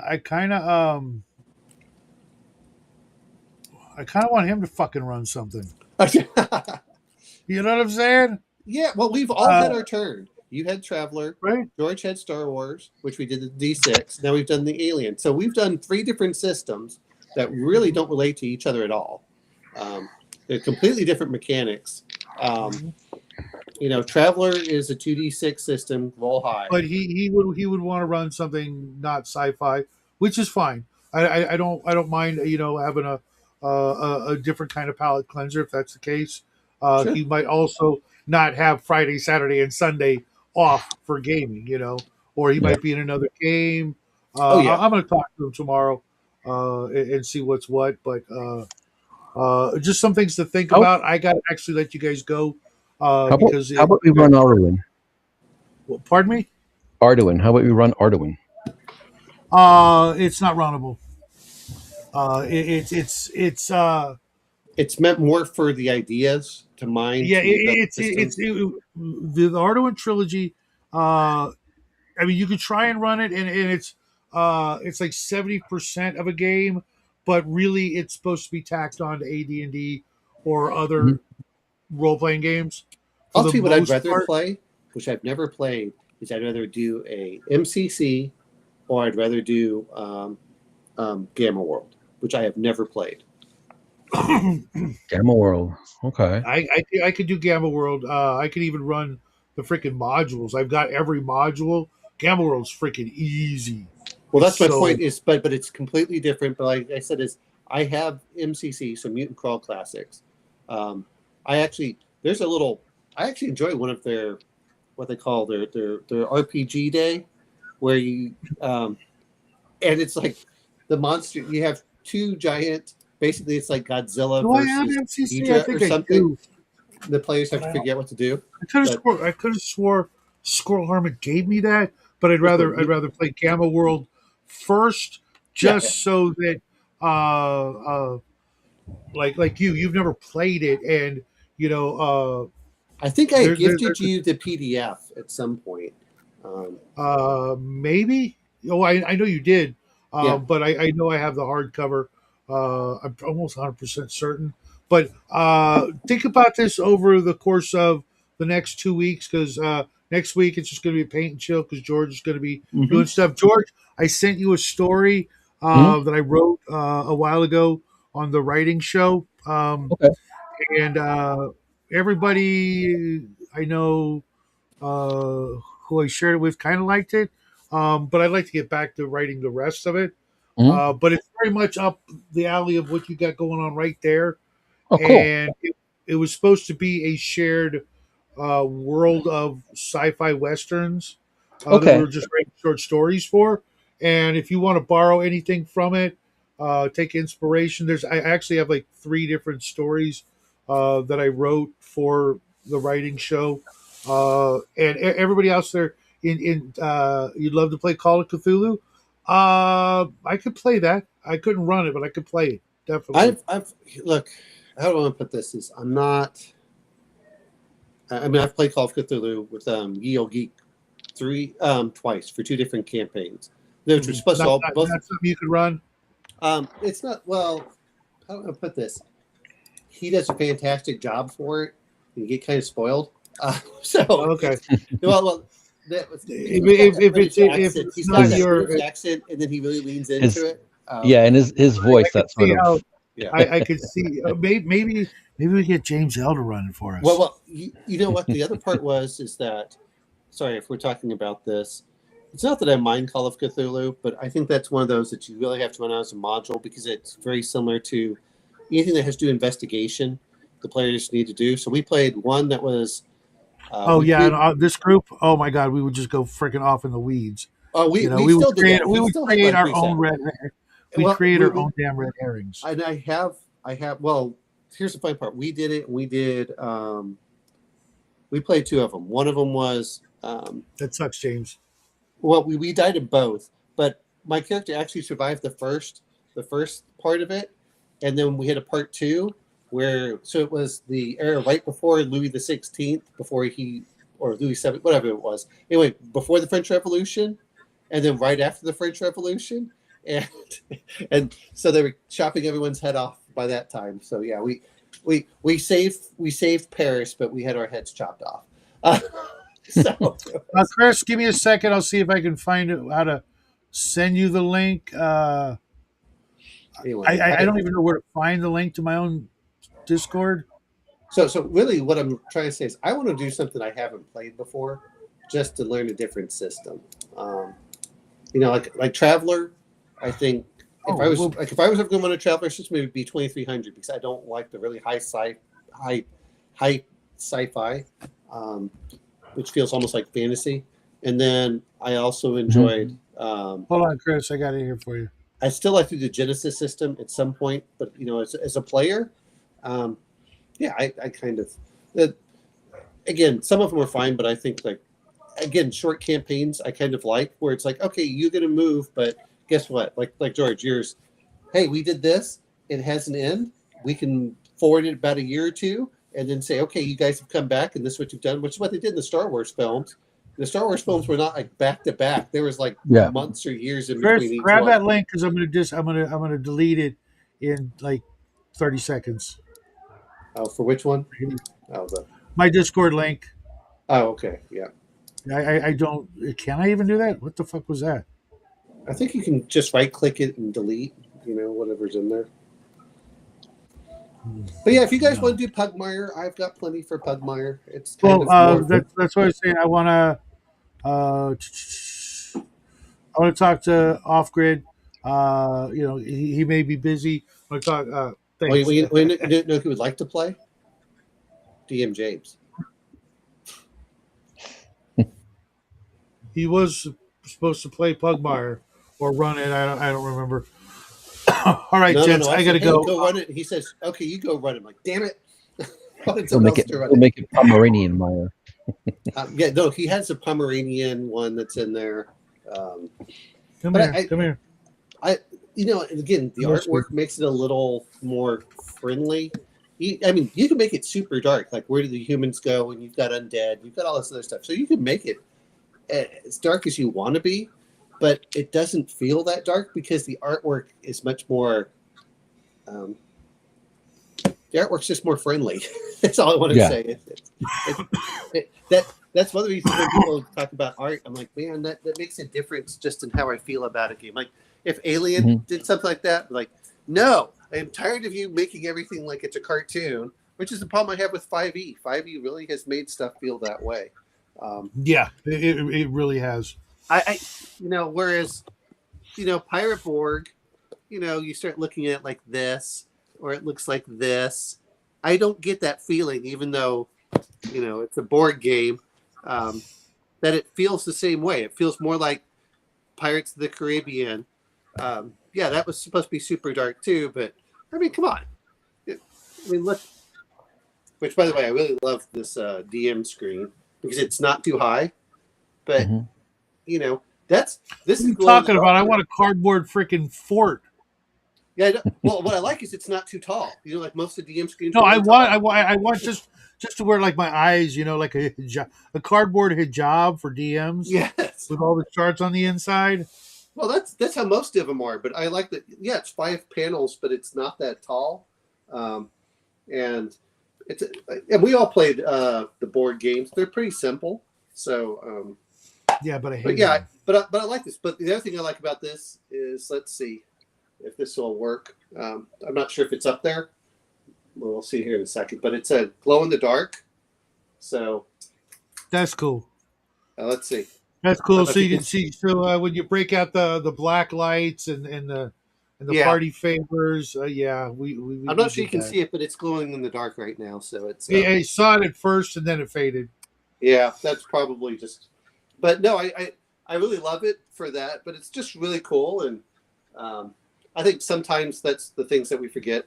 That's awesome, Coco. There we go. Yeah, that's the glow in the dark. That is cool.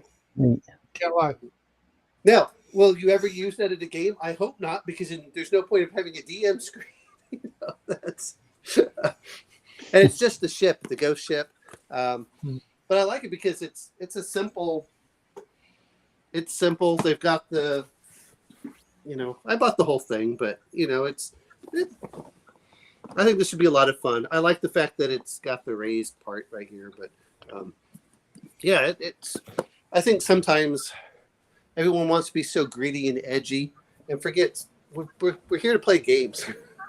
Not everything has to be this. But I think artwork for a lot of D&D stuff has gone downhill. I think they've gone too much into the anime style cartoon things, and I don't like that style. I didn't mind it in the 90s for some of it, but now it's just, again, different generation. They grew up on anime and what was the other one?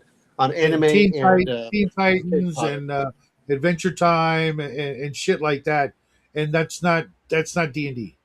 Well, it's as much as you. Well, to be fair, look at the first edition drawings, and you can't tell me that they were the greatest until they got into the later books. No. But but they were because they couldn't afford Vallejo and Hildebrand. But that's what they wanted. Well, that's what everyone grew up with. But they also grew up with hey, guess what? We're going to put the pipe thing on the for the beholder and put a googly eye in the middle, and it's whereas by the time you get to 5th edition, beholders actually look scary. That's what I'm trying to say is it was hit or miss until probably, let's be honest, probably until the 1980s. So that's when D&D's artwork, really, especially with Larry Elmore, where it really came in stride by about probably Unearthed Arcana. Okay, thanks for that notice, Chris. I'm going to make it easy. I'm going to say goodnight, and that way it'll disappear forever. Take care. I'll see you guys tomorrow. George, I sent you a link to my thing. Yeah. Let me know what you think of it. And I want to hear more about the thing that was on your screen as well. Everybody else out there, have yourself a great weekend. I got to get to bed. It's a church night. I will see you guys when I see you.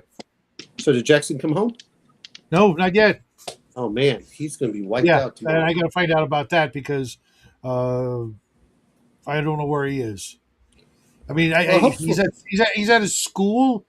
Yeah, but I thought I don't know. I'll explain when I figure it out.